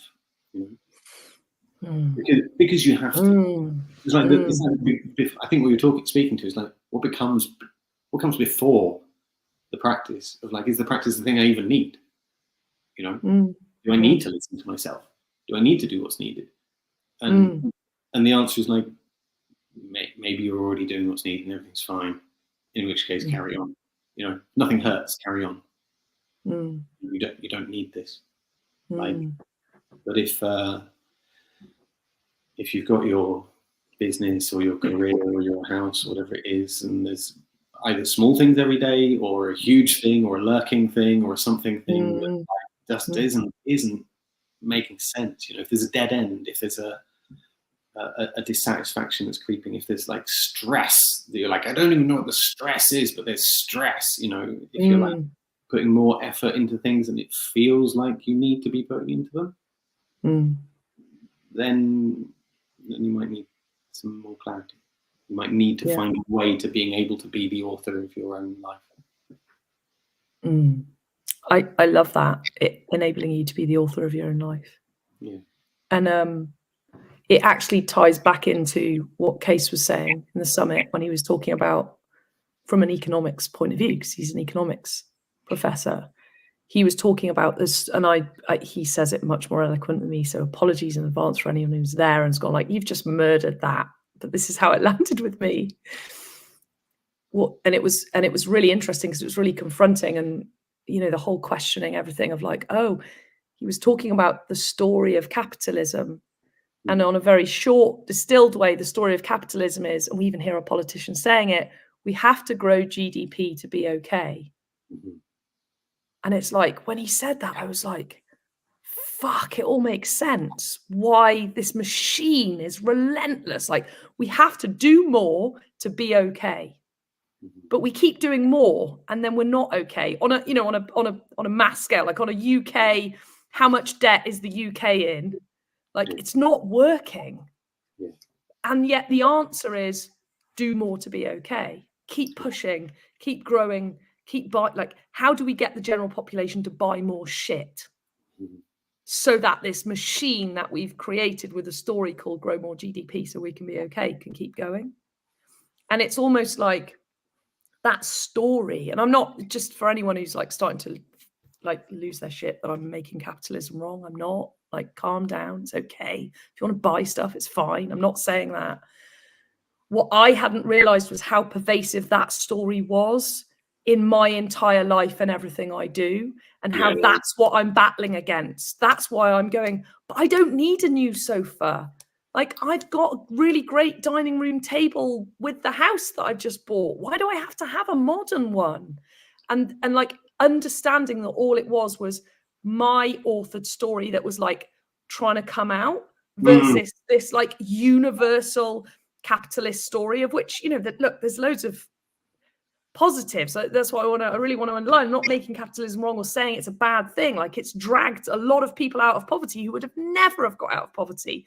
And that there are story threads and chapters within capitalism that are opposing to my authored story as a human. I think I can say it a simple way. Yes, I was hoping you would be able to, because you do that magically.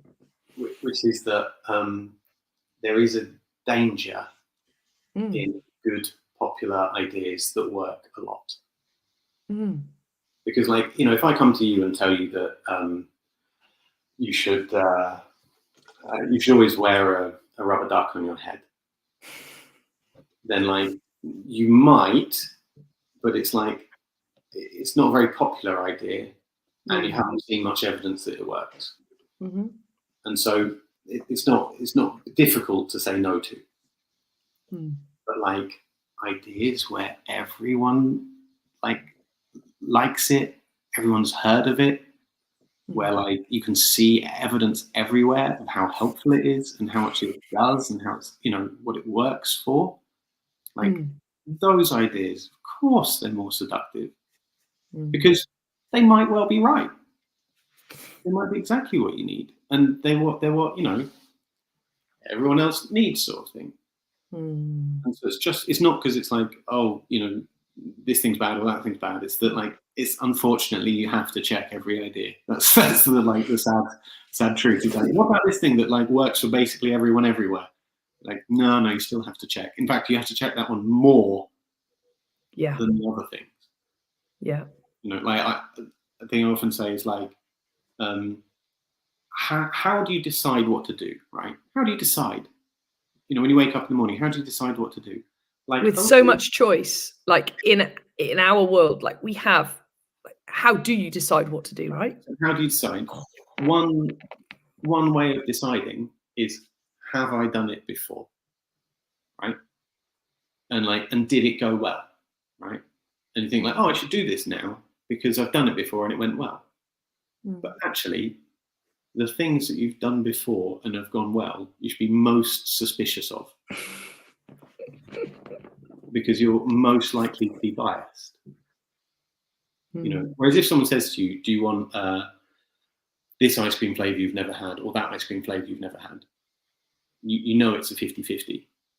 And you just have to listen in that moment like, oh, do I want that or do I want that? And like it's going to be a very unprejudiced choice. But if it's like, are you going to go for the one that you've had, that you've liked, or this other one? Of course, it's so easy to go like, give me the one from before, right? You've just described a lot of people's dilemmas in a restaurant with their favourite dish versus the want to try something new, and then always ending up going back to their dish that they know works. Totally standard, but amazing. It's the wrong question. It's that like, have I had it before and did I like it? Like liking is a very unhelpful concept. Shoulds are bad enough, but liking is awful. Okay. Because it's the wrong question. Like, do I like it is the wrong question. Because the question that matters is this what I need? Because if you choose, to get the thing off the menu or to do the thing in your life based on whether you like it or not, without checking if it's what you need or not, if it's not what you need and you do it, it will hurt. So it's like a question that doesn't protect you. Do I like it or not? It doesn't protect you. Whereas is this what I need protects you. Because if it's a yes and you do the thing and it's what you need, it won't hurt. And if it's a no and you do the thing, it will hurt. So it protects you because you're like, I don't need to do it, so I'm not going to do it. And like, it comes down, it does come down to ice cream. Like I had a friend who I taught the practice to earlier this year who sent me a photo of him in an ice cream parlour, just with, fuck you, Charlie. I'm glad it's not just me that says that. It's not just you. That's become, since the summit, for those listening who have no idea what we're talking about with the fuck you, like I spent a lot of time in the cafe at that brunch saying, fuck you, Charlie, and you saying, you're welcome. And then at the summit, it was like that, the moment when we're like, fuck you, that's like, it's almost like that's the breakthrough. That's the like, there's something new there. It's what were we saying? Reassuring and annoying. Annoying. It's the annoying. Fuck you like sums that up. Yeah. It's just like, oh, I can feel that. Don't make me feel something. I'm just happily living in theory, and now I've got to do something. I've got to do something different. I've got to be vulnerable. Yeah. And unpredictable is the word that's coming up now as well, which we've kind of touched on, but it's in that realm of like what we need. It might be predictable once we've realized it and gone, oh yeah, of course it is. The gap before that, acknowledging what we need, feels to me, when I've done it, very unpredictable. Like I think I know what it'll be. Like I thought at the summit, oh God, I'm going to have another like, when I asked questions, and then I just didn't. I was just like, oh wow, oh, it's all okay, everything's fine. It's that life is a lot more interesting than you can prepare for. That's it. That's all it is. It's like, if you approach life as a to-do list where you write it and you start at the top and you work your way to the bottom, and if it hurts, you ignore it. You're treating life as a thing that isn't very interesting. Life is just a list. Start at the top, and anything that's happening in you is to be like ignored or pushed through. Don't listen to him, mate. Don't listen to him. He doesn't know anything. Like, just follow the list. Don't listen to him. And actually, life's way more interesting than that.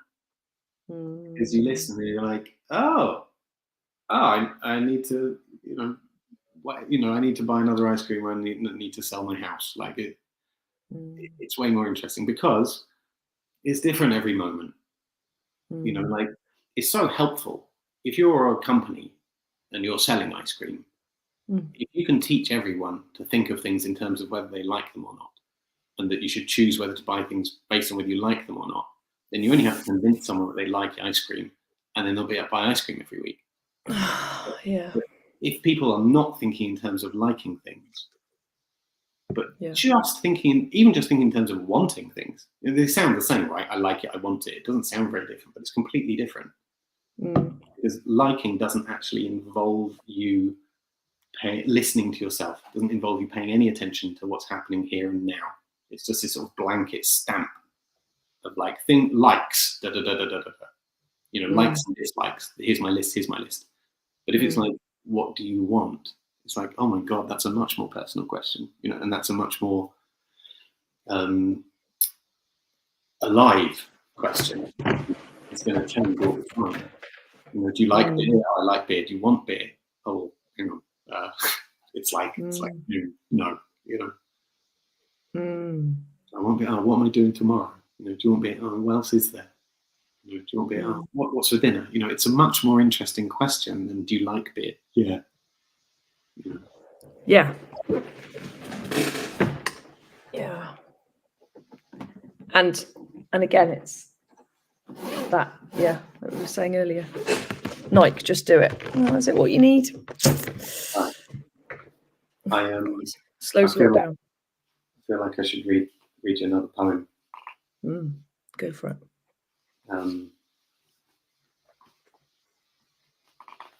I'm doing it as I'm doing this, right? I'm going through my pile of poems I've picked out, and I'm like, I'm not thinking about the poems. I'm just like, this one, is it what I need? No. Like it. It's not what I need. Is that one what I need? I thought I would read this one. Is it what I need? No. This one, is that what I need? No. Is that one I need? Yes. I need no. I need no. I also love that one. It's not now. I need yes. I need no. Okay. I've got 3 poems.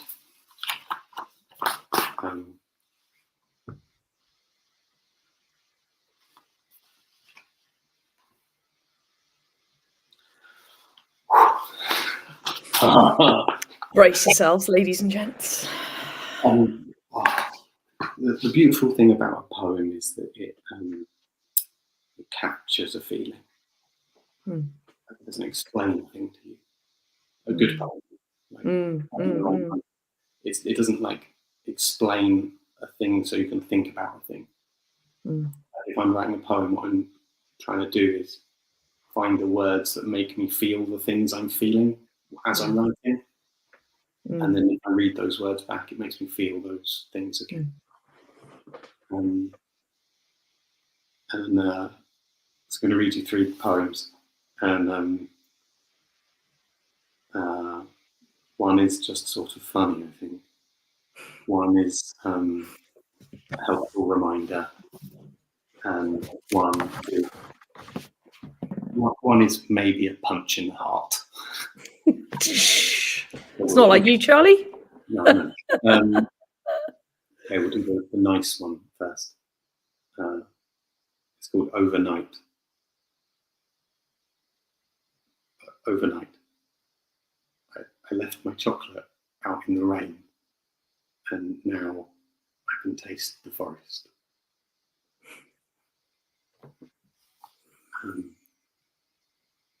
It's a very literal poem because it's about when I went camping and I left my chocolate out in the rain. So literal and so profound all at the same time. But it takes me back there, right? Mm. You know, it's like 12 words or something, and I'm like, I can taste the chocolate, and I'm in the forest. Mm. There's a community farm down the hill from here, and my daughter and I go and feed the chickens. And for a while there, I was writing poems in different spots on the farm, and then like leaving the poems in the different spots, but the poems like written from that spot. And so this one's called, it's even shorter, and it's called Chorus. Chorus. In the morning, listen to the one who listens. Chorus. In the morning, listen to the one who listens. Mm. Like, it's so easy to be on autopilot in the morning. Mm. So easy for all of those commitments that are running of like, oh, life means getting things done. Work your way down the list, Charlie. Da, da, da, da, da, da. Probably something important to think about right now. Da, da, da, da, da. Oh, I need to do that. I need to do that. I need to do that. Like, it's like the telling happens in my brain before the listening turns on. Mm. And so it's easy to start acting from the telling without doing the listening. Mm. And this poem just stops me, because I know who it's talking about. I know what it's talking about. I know what it's demanding. And it stops me dead. Like, in the morning, listen to the one who listens. I haven't. There might be one more. I'll see if it's here.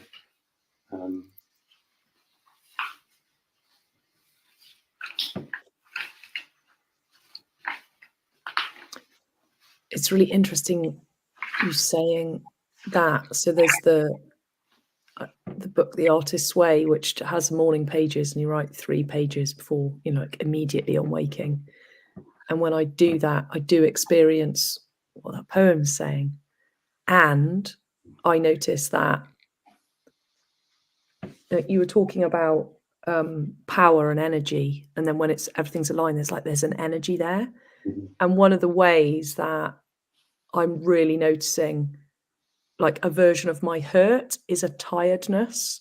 And it's a tiredness that sleep doesn't solve. Like, I could sleep for 12 hours and I'd wake up and I'd still feel tired.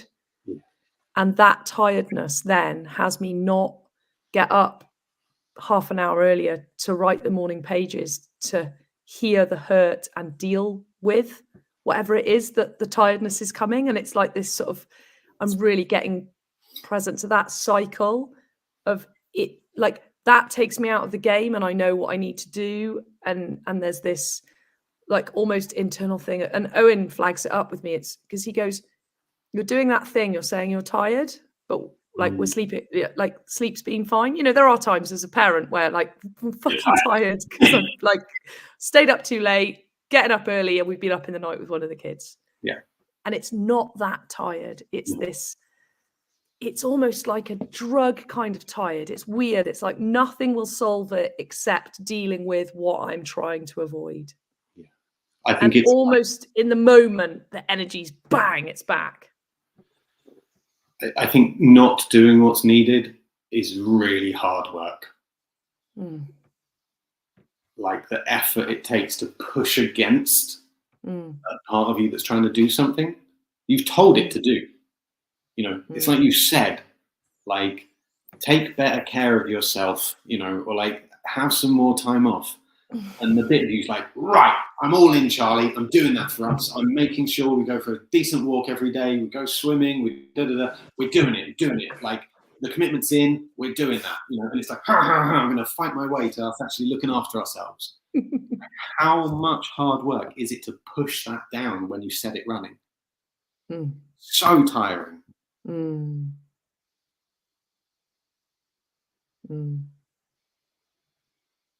Yeah. And just trying, I mean, even more basic, just like trying to do something unnecessary. Like, why would that feel good? Like, why would that be easy? If someone said, oh, do you fancy coming and doing something completely unnecessary that you don't need or want to do? you'd be like, oh yeah, let me try and summon up the juice for that one. You're like, no, there's nothing there for me. It's like, how do you do stuff on an empty tank? You know, how do you do stuff when like it's unnecessary?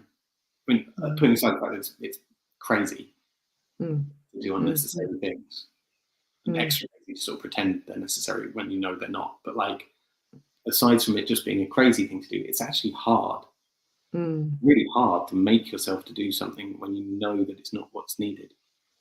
You know, it's like eating when you're full. You can, but like after a while, you're like, oh God, this is awful. You know. Even sleeping when you slept enough, you know, it's really hard work. I'm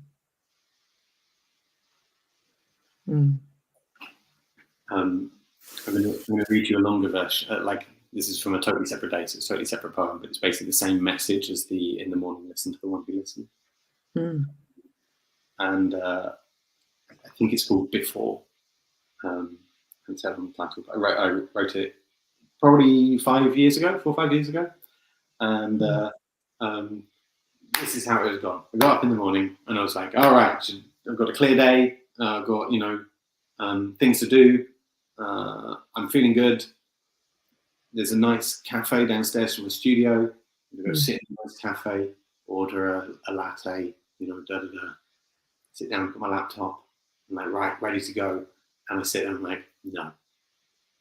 I'm like, oh God damn it. Like, I'm here. I can, you know, tick off all the things on the list. And I can feel just this like, if I open my laptop and start doing my inbox now, the pain in me is I will be neglecting it. I'll be pushing through something. It's just this moment of me being like, I'm not going to do that. I don't want to do that. So I'm going to try and listen for what I need to do. So I listened and I wrote down these few notes on some scraps of paper, and they turned out to be a poem. Okay. So I'll read you the poem and then I'll tell you a tiny anecdote after I read the poem. Which again, I might have told you before, but let's say the poem's called "Before." And it goes, start in darkness, close your eyes, and fall apart. Now is too soon to start. Don't try, or try to try, or try not to try. Stay where you are. Only when you stop dead.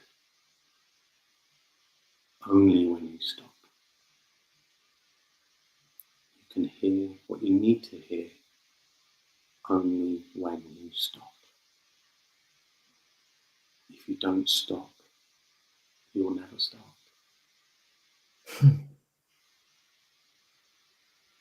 So I wrote that, put the little scraps of paper to one side, felt like, okay, you know, the pain has been heard.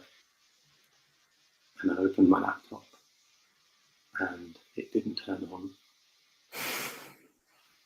And it never turned on again. And I had to buy a new laptop.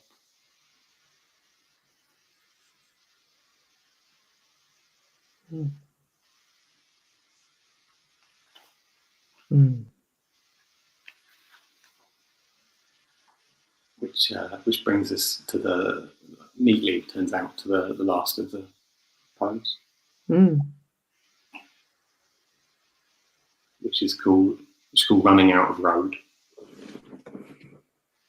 And it's a phrase that comes up quite often with when I think of the people who I work with, or the people who find me. Quite often it's when they're running out of road. Where like they might have done 25 years of getting things done. I can relate to that.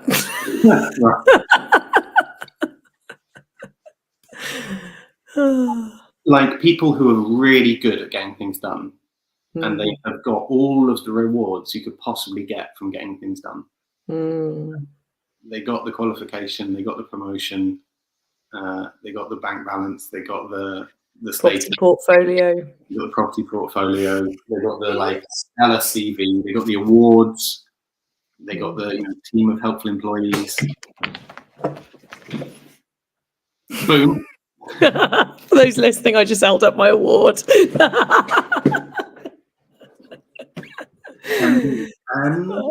And at a certain point, they hit the feeling that satisfaction doesn't come from getting what's needed. Satisfaction doesn't come from getting things done. Yeah.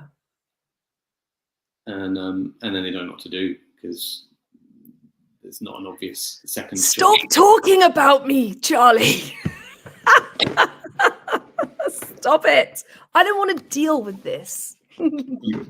I'll just not read the poem. No, please do. I just love how your poems and what you say. I'm like, oh, how does he know? How does he know? How is he getting, underneath this facade of success and like everything? I've got the 2 kids and the husband and the house and the property portfolio. Fuck off, Charlie. I mean, you can at least feel comforted that every poem is about me. So if it hurts you, it hurt me first, okay? That's all right then. I feel better now. Okay, good. All right. So it's called Running Out of Road. Running out of road. When the fuel is gone, the fuel is gone. The fuel is gone.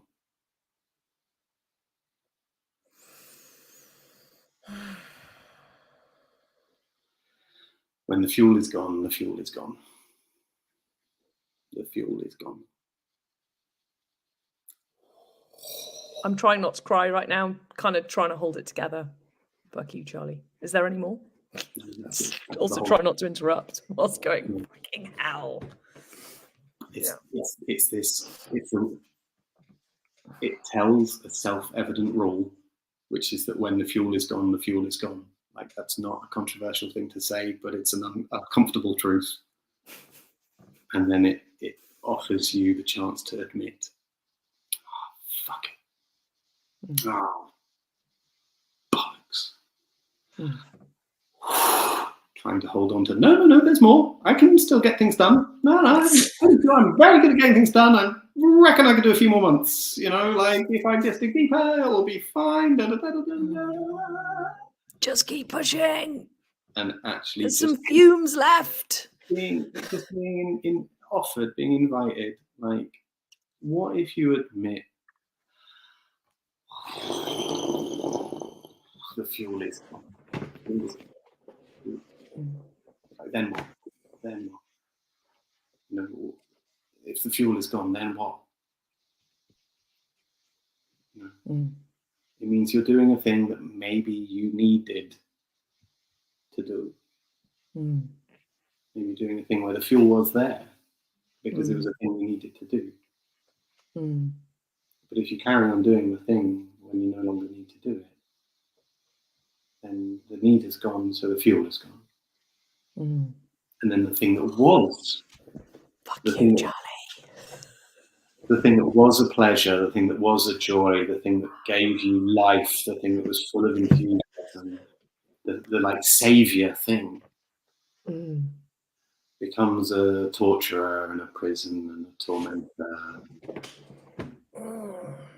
condition, burden, a barrier, constraint.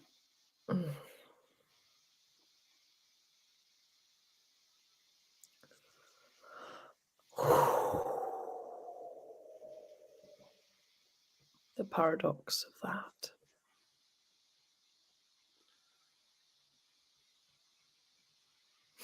Or it just makes sense, right? Like, our life is full of things that are useful for a moment, Like, you don't walk around with every paper plate you've ever used. I love that. It has its moment. And if you're like, no, I must keep everything because I needed it once.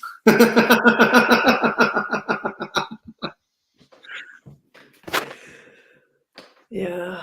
It's like, we have to just get used to, it's not a paradox. It's just a totally mundane reality that there are things that you need for a time.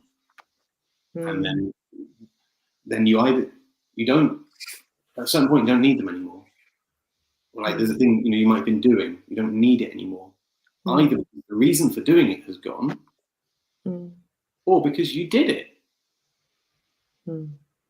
Like the people who get stuck running a company that they started because they wanted to find out if they could start a company.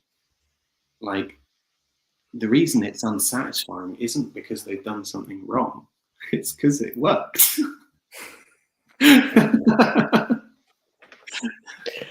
Like, I don't need it anymore because I've got what I needed. I can stop now. Yeah.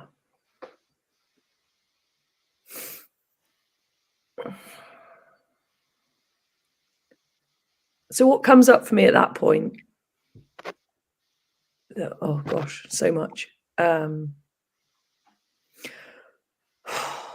Let's stick with the theme for me sharing a few things from my life and what comes up, so it's like tangible for people. And I'll just give up the idea that people are like, oh look, she's having an existential crisis in public, because that's what's also going on.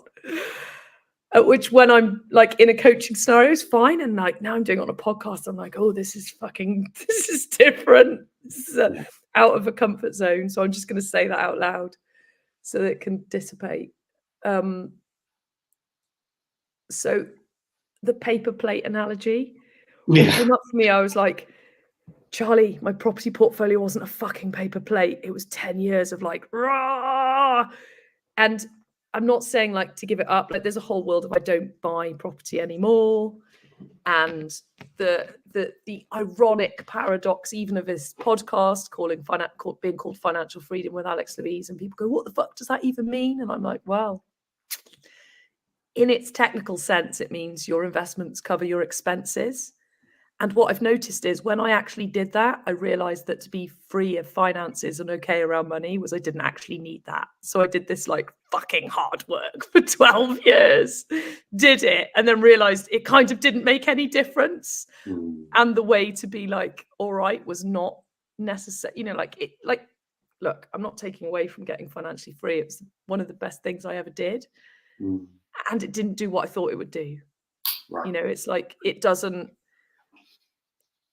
in my experience of my own life, whenever I've done something in order to feel something, it doesn't work in the way that I think it will. And getting financially free is no different. Like, it was brilliant, and I wouldn't not do it again. I'd do it differently, actually, if I did it. Like, it was fucking hard the way I did it.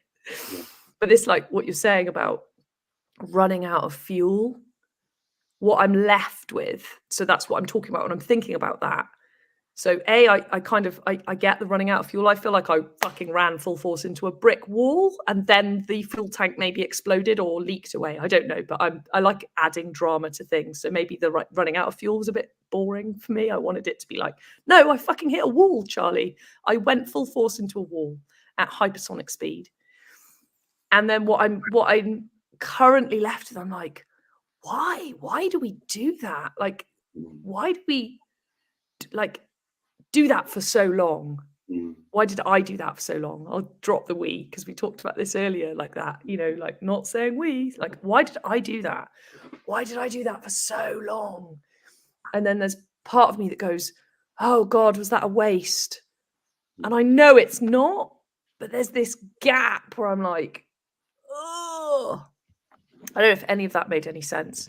I'm in the middle of a bit of an existential crisis again. I find this happens when I talk to you. I think there can be two things that have happened. One is that you did all of that, and you didn't need to, and it didn't lead to what you thought it would lead to, or you did all that and you did need to, and it didn't lead to what you thought it was going to. And it sounds like you did need to. I was going to say, like, when you say it like that, I'm like, I fucking needed to do it. Like, there was no, like, that commitment was just so massive. And it's got us to here, right? The very fact I'm sat here now having this conversation, like, it's all part of that. So there's a a really handy Buddhist concept, which, you know, I'm sure everyone will know in a sort of popular sense of it, but it's like karma, right? Mm-hmm. Where, in my mind, what karma means is basically like an idea that you won't let go of. You can't let go of. Okay. And so when you talk about like good karma and bad karma, really, what you're really talking about is good ideas and bad ideas. Okay. I think that's all that karma means, right? Yeah. Okay. And so it's like like, you know, someone might say, "Oh, bad karma leads to bad outcomes." And you're like, "Wow, that's profound." But if you're like, a bad idea leads to a bad outcome, you're like, "Yeah, you know, Whoops. good karma in your mind will lead to happiness." And it's like, oh, that's try and get my head around that. It's like, no, good ideas will lead to happiness. Yeah, no, that's correct. That's, you know, you just have to understand that an idea is, you know, it's us trying to articulate an action that we need to do. That's what an idea is. You know, an action that we might need to do. And so in like a Buddhist world, you talk about like having to like karma kind of playing out, you know. And so it could be that you might have like some very strong karma, some very strongly held ideas about like the way to be free is to have my investments covering my outgoings. And it's like you have to play out, you might have to play out that karma, you know. And if you have no sense of being able to author your whole own mind and identity and stuff like that, then you do kind of have no choice but to play out the karma and to get to the far end and be like, oh, now I see it's a bad idea. You know, like, oh, it doesn't actually deliver, you know. And so like there's so many things that just can be like that, where like the only way we find out is by doing it. And then at the end, like, well, okay, that's how I found out.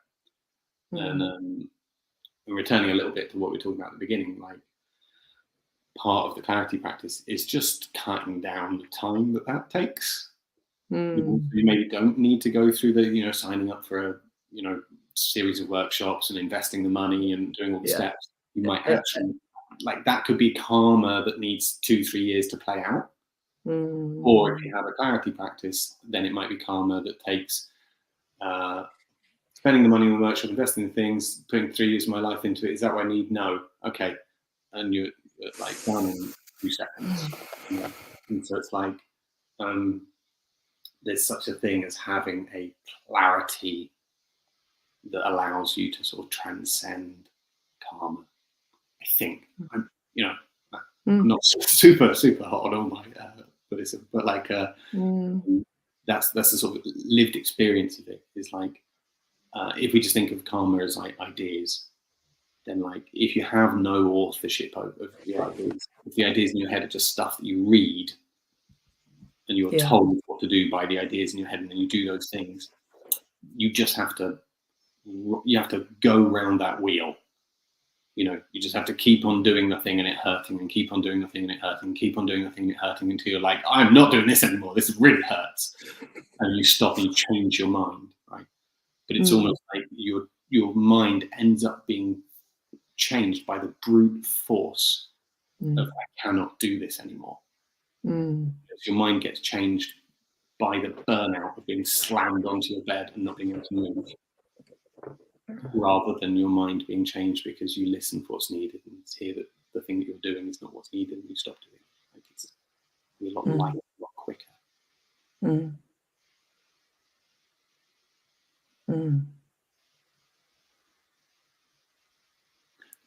There's one tiny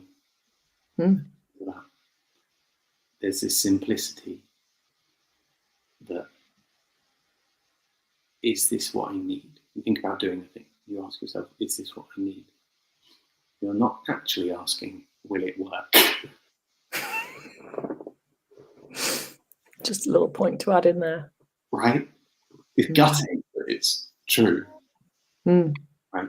So you back then, you might have said like, you know, spending 12 years finding my way to financial freedom through, you know, hard graft and and getting to the point where I can do that.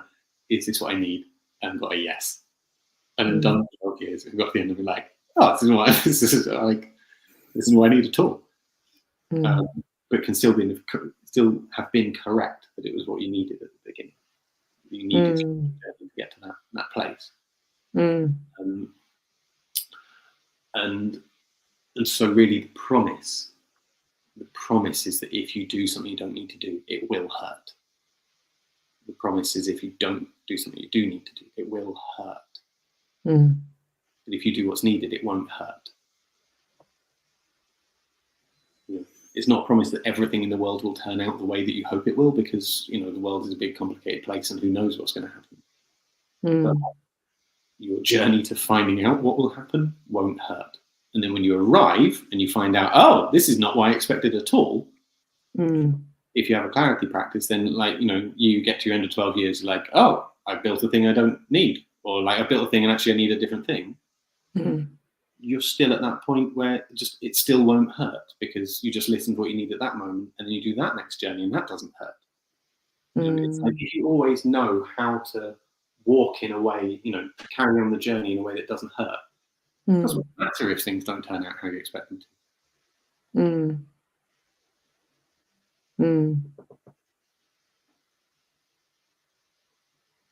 Yeah, I have a visual of like being at the end of the journey in one piece versus in intensive care, and like that's to me that's the difference. Getting there like bruised and battered and fucked versus getting there and being like, okay, wasn't what I needed, but Yes. didn't.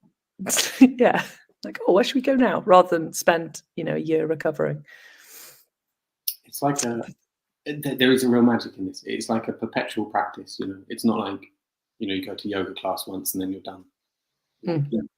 It's a skill that you learn and practice, and you get better and better at. And the people I work with more and more, as we work together longer and longer, like clarity moves from being this thing of like, oh, I need to be able to explain to someone what I do, or I need to know what I'm doing. It evolves from being that to clarity being like a real possession that you have. It becomes like a thing in you, being or something like that. And so it's like you have a relationship with it. You know what that clarity is.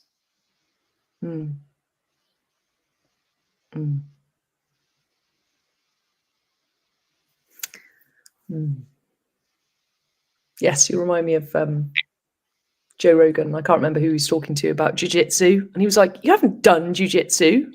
You're doing jiu-jitsu or you're not. There's no done jiu-jitsu. Like, it's the same thing, isn't it? It's a practice. Like you're doing it or you're not. It's never done. A bit like with yoga, you just said, or with clarity practice. But it's perpetual practice. You have to keep on doing. But there's this real magic in it, which is that like operates in a really different way to the kind of getting things done mode. Is that like there's this, I don't know,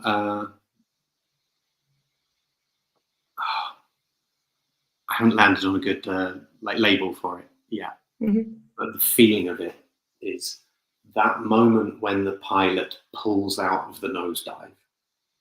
It's just like and pulls back on the stick, and they miss the mountain and go off, out of trouble. Where there's kind of everyday clarity practice, okay, where I wake up in the morning and I'm like, what do I need to do today?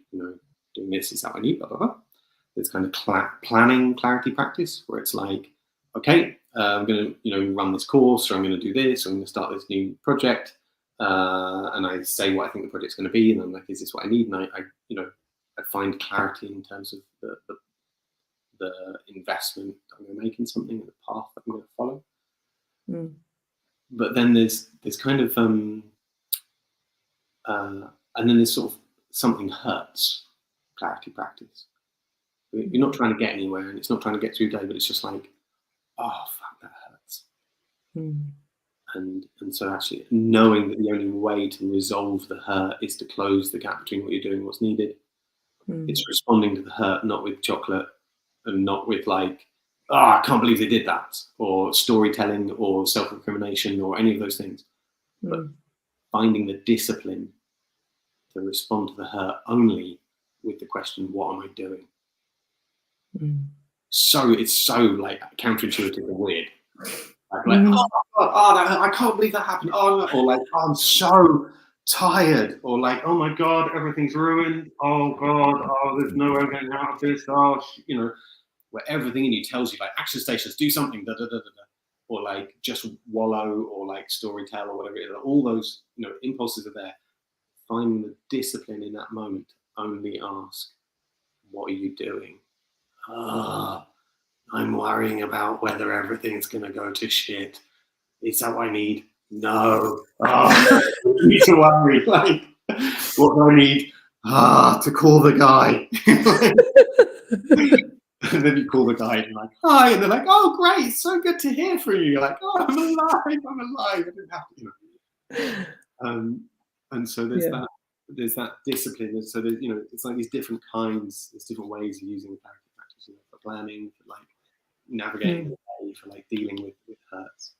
And I've really been noticing recently this kind of pulling out of the nosedive way of using the clarity practice, where it's like feeling like you are in the full like squashed middle point of catastrophe, where everything has collapsed and everything in your body is wired and mad, like everything hurts, and your Stop describing my life, Charlie. Don't panic, everyone. I'm also fine. And we did it first, so I'm talking about me. In that moment, like everything hurts, everything is overwhelming, and it's like if you go to the instruction book of yourself, that tells you what do more.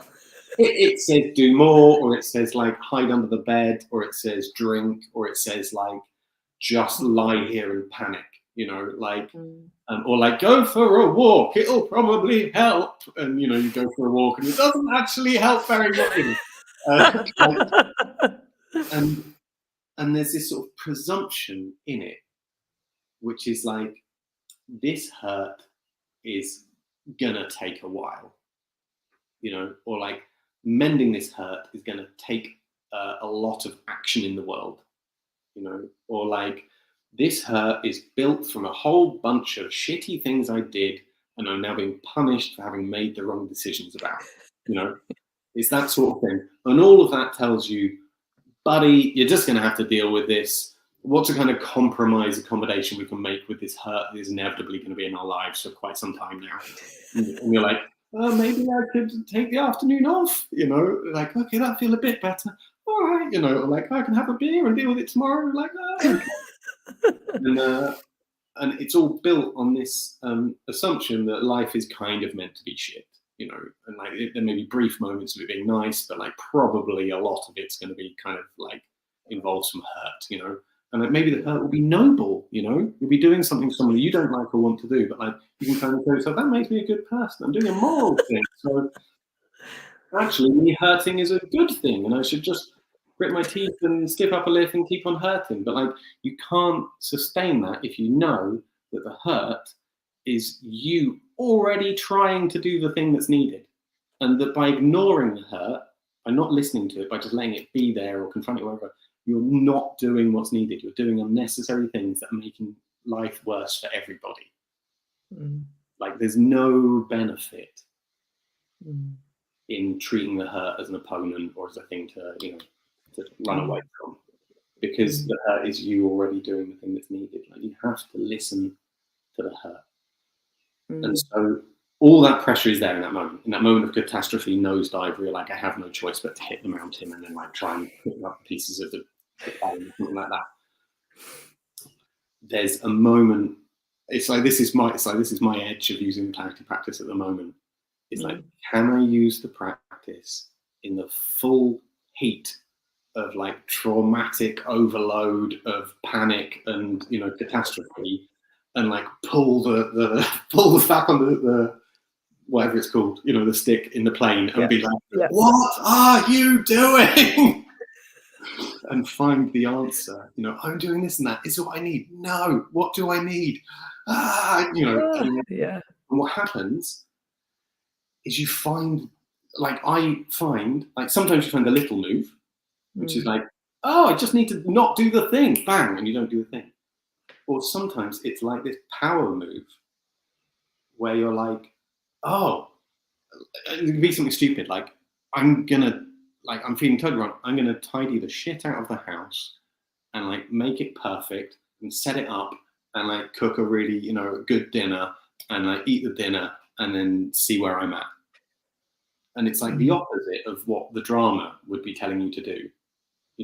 He's telling you like you're a scumbag who doesn't deserve dinner and needs to live in this pigsty of a house because that's all you deserve. Yeah, live in the pit. I am this and this and this. All that comes with that, and like it's absolutely astonishing that in the moment when you actually listen, you find the power. You find your own power. You connect to it again. You find your own authorship again. And you're not in the same world. You're in a completely different world. Like that world that you were suffering in doesn't exist. And the you that was suffering also doesn't exist. Like so often when I do the practice with someone, at the end, they'll get to like some new idea and I'll have like 20 pages of notes about, all the things that were troublesome along the way. And I'll say like, oh, do you want the notes? And they're like, no. All the stuff is really precious to them along the way. Like they've changed their mind. So then who they are at the end with the changed mind isn't the person that arrived doesn't exist anymore. And so they look at the notes like I'm offering them someone else's notes. Yeah. It's like completely irrelevant. No, it's got nothing to do with me. So it's like this, it feels, I'm getting used to it. It feels so odd that you can not be in that drama from one moment to the next. And the things that feel like a life's worth of drama to carry on can just gone. I wanted to show you a thing. Go for it. So when I'm the mechanic of showing people the steps to follow to get from drama to clarity, from confusion to a way through, that's this little deck of cards, and I only use these cards. And then there's this other deck of cards, which is it's called the Principles of Clarity, and it's based on a teaching by a Buddhist master from it was 1,000 years ago called Atisha. And I describe Atisha as being like your meditation teachers, meditations teachers, teacher. It's like returning to the source. And he has this set of, it's a teaching that was meant to be the last teaching he gave to his students before he was going to leave them, having spent 3 years teaching them his life's work. And so the story goes, when the students came up to him, just before he was leaving, it was like, thanks for teaching us your life's work over the last 3 years. Could you just before you go, would you mind just recapping it all?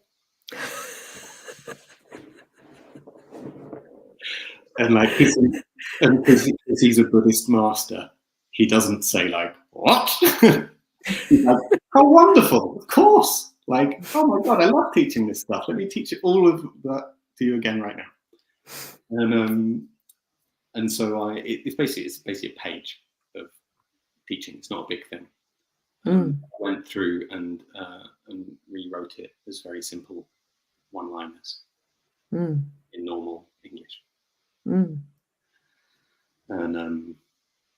I do like a 6-week thing where we work through it one card a day, and learn principles of clarity. They're the kind of bed in which this practice sits.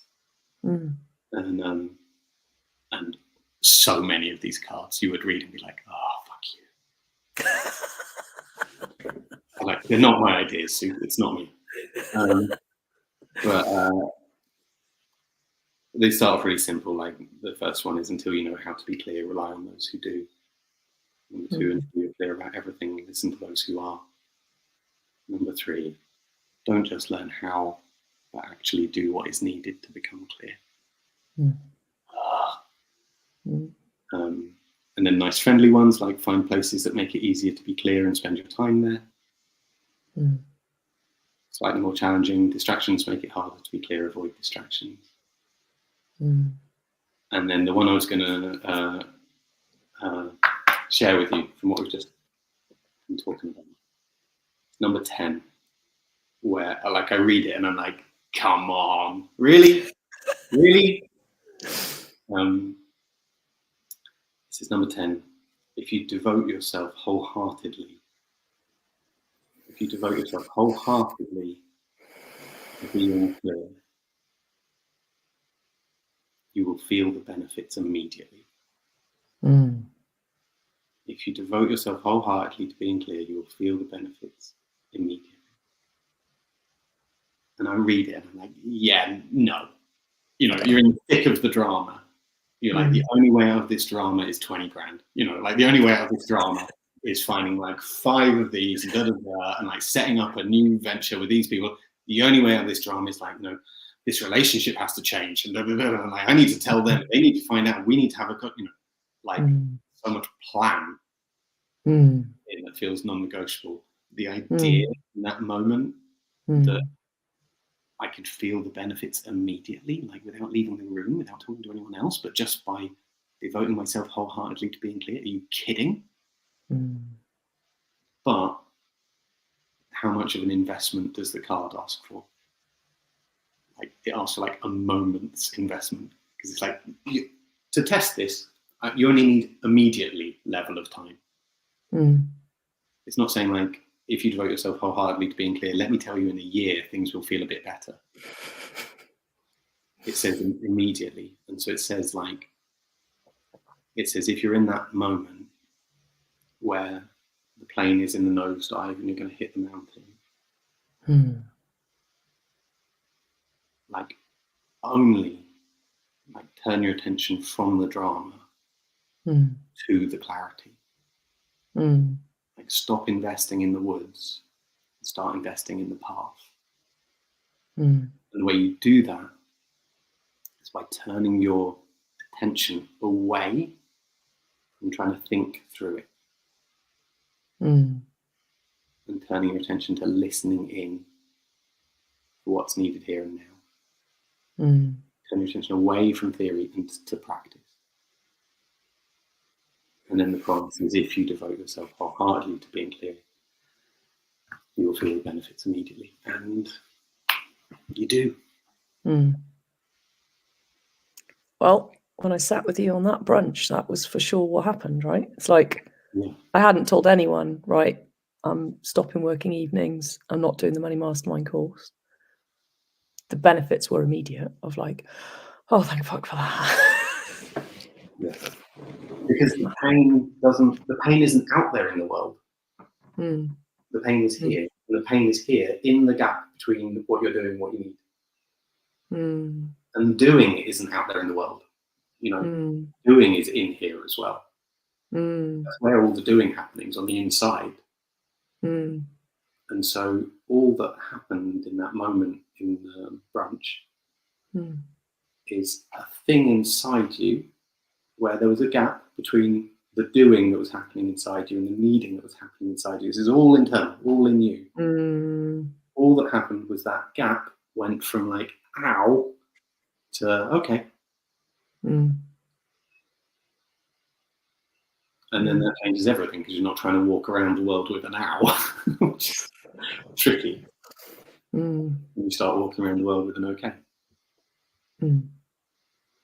And so freeing for, anyone that's listening to this and just, me having this conversation with you. It's like, no, nothing has to change out there in the world, because often we think like you said earlier, the relationship has to change, or they have to be different, or the business needs to be different. But in those moments, like literally nothing changed outside. Like the world didn't change, nothing changed, no people changed, no one did anything differently. What changed was inside. And then because of that, stuff outside changed, but with ease. Like it wasn't a difficult change. And in fact, most people were like, oh, thank fucking God, we know you work too much. Why have you been working evenings anyway? Was like more reaction than, what I was thinking, like, oh, it's going to be conflict and fight and people will be disappointed. And none of that happened. All of that fight, conflict and everything was all in me. Creating the whole thing.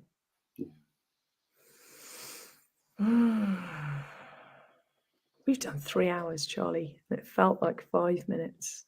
Yeah, It's been really fun. It has. I've got more questions, and I think it's also, I feel like it's a good time to wrap up.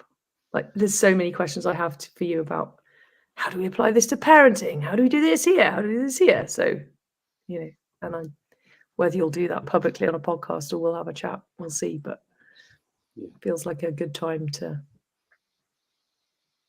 wrap up. I think so. And on my fridge, I can see from here, there's the Clarity for Parents sign that I've made. Have you? Yeah. Is it coming? Yeah. Is it a thing? Yeah. Because I'm like, I'm listening to all of this thinking, how do I apply this to parenting? How do I do this with my children? How do I teach them this and be a parent and like all of that? So I'm really fucking glad you've got that written on your fridge. Yeah. No, so like I'm definitely an expert in clarity, and you're a parent. And I'm a parent. And You've got someone to practice on. I have, and I do. It is my parenting. Like clarity is my parenting. Like in every moment, parenting. Is this what I need? Is this what I'm needing? That's how I navigate. And so a week on Monday, I'm doing an open call. Can anyone come along? Yeah. Will you send me the link so we can like put the link? Yeah. There's several parents I know that will want to be there. There's a lot of parents in our community. Yeah. I think it'll be a lot of fun. Because it's so immediate, and it is one of the things where like every parent knows that like to-do lists and stuff, that's not enough. You know, like, or like having a theory and then trying to do that is not enough. Like, you need some bigger guns than that for actually parenting and staying alive and keeping them alive and being happy and then being happy. And so like my small people make my business problems seem like fucking small fry. Like literally, I'm like, give me my business and my clients any day. They're way easier. Yeah. Like it's a whole nother world, isn't it? Being a parent, for me anyway. So yeah, clarity for parents. That's going to be one bit, and then there's clarity. Do you know when it is? Yeah. When is it? Yeah, it's going to be. So what is it? 19th of February, I think it is, Monday, and it's going to be 7:30 to 8:30. And the idea is it's just an hour-long call. There'll be like be on Zoom. There's the stuff's on my website. I'll send it to you. Cool. Just say your website out loud for people who are just listening. theclaritypractice.com. Cool. The Clarity Practice. Yeah. Amazing. Yeah, but like it's for everything, you know. I just think it'd be nice to call together different groups of people. I agreed. Yeah. You know, so that like, what does this mean for you if you're a therapist? You know, what does this mean for you if you're a coach? What does this mean for you if you're a parent? What does it mean for you if you're a leader? If you own a company? If you're an artist, an author, a founder? You know, social worker, politician, farmer, whatever. Like, the Clarity Practice can be used for anyone, for anything. But like, it's nice to bring together a little gang and say, oh, we need it, but we'd like to talk about it just within the context of our shared pain is called parenting. Right. Yeah. Shared pain is called running a business, or our shared pain is trying to help people through difficult times, you know, whatever role, you know, whatever shape that role might take. And it's just bringing this like additional power, you know, to that. Like one thing we didn't talk about, or one of many things we didn't talk about, was a thing I say quite often these days about how Buddhism is about power, and how easy it is to think that it's about like being nice or something like that, or being a bit more peaceful or something like that. And actually, it's like if you get into the good stuff of it, it's about finding the power that's needed. It's powerful stuff. Like, and you know, it doesn't matter whether it's Buddhism or not. Like, it's just like knowing how things work. and being able to be truthful about that, being able to be truthful and loving, that's a powerful thing.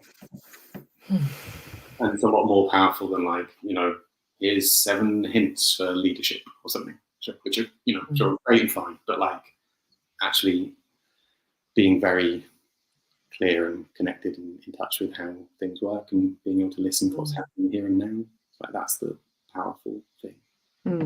And so the offer is having a practice that means you can access that powerful thing and bring it to your parenting, bring it to your work, bring it to your relationships, bring it to your home, bring it to your dreams, bring it to whatever. And power is one of those words that has so many added meanings, a bit like when I go, I'm a money coach, and everyone's like, oh, it's like the word money, the word power has been, added so many disempowering additions to that word. Yeah, because you think power, of it as a bad thing. Yeah, like it's corrupting. Like power that doesn't come from clarity, like is a very different fish, but also a lot less powerful than power that comes from clarity. Yeah, we think of like brute force and power over and all of that, and it's not that. Like you say, like power from clarity.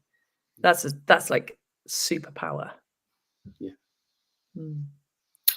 Charlie, it's been a pleasure. I feel honoured and privileged to have had this much of your time and attention, and I thank you on behalf of me. And also, there's been a few people that have been with us for the whole ride, so to them as well, thank you for listening. And if you're listening to it recorded, thanks for your time and attention. This is what changes the world, I believe, conversations like this, and you having, like, you've done all this work and you've gone, I've got this thing and I think it could help. And people understanding what your thing is and being able to have, and for people who have listened all the way through, like actually spending the time to listen to something long form and start to really understand, to then be able to go, oh yeah, actually, there is another way. Like that in this world of noise and short reels and sound bites and, even like the follow your bliss, it's like you just explained follow your bliss in a way that's actually applicable. So I don't think people ever know how much they change other people's lives. And I for sure know that this conversation, someone will have listened to this and gone, I know I did as well, to be clear. And I'm sure there are other people who are going, it's okay, everything's going to be all right. Because that's the feeling you leave me with. Whenever I talk to you, I just go, it's all right, everything's going to be fine.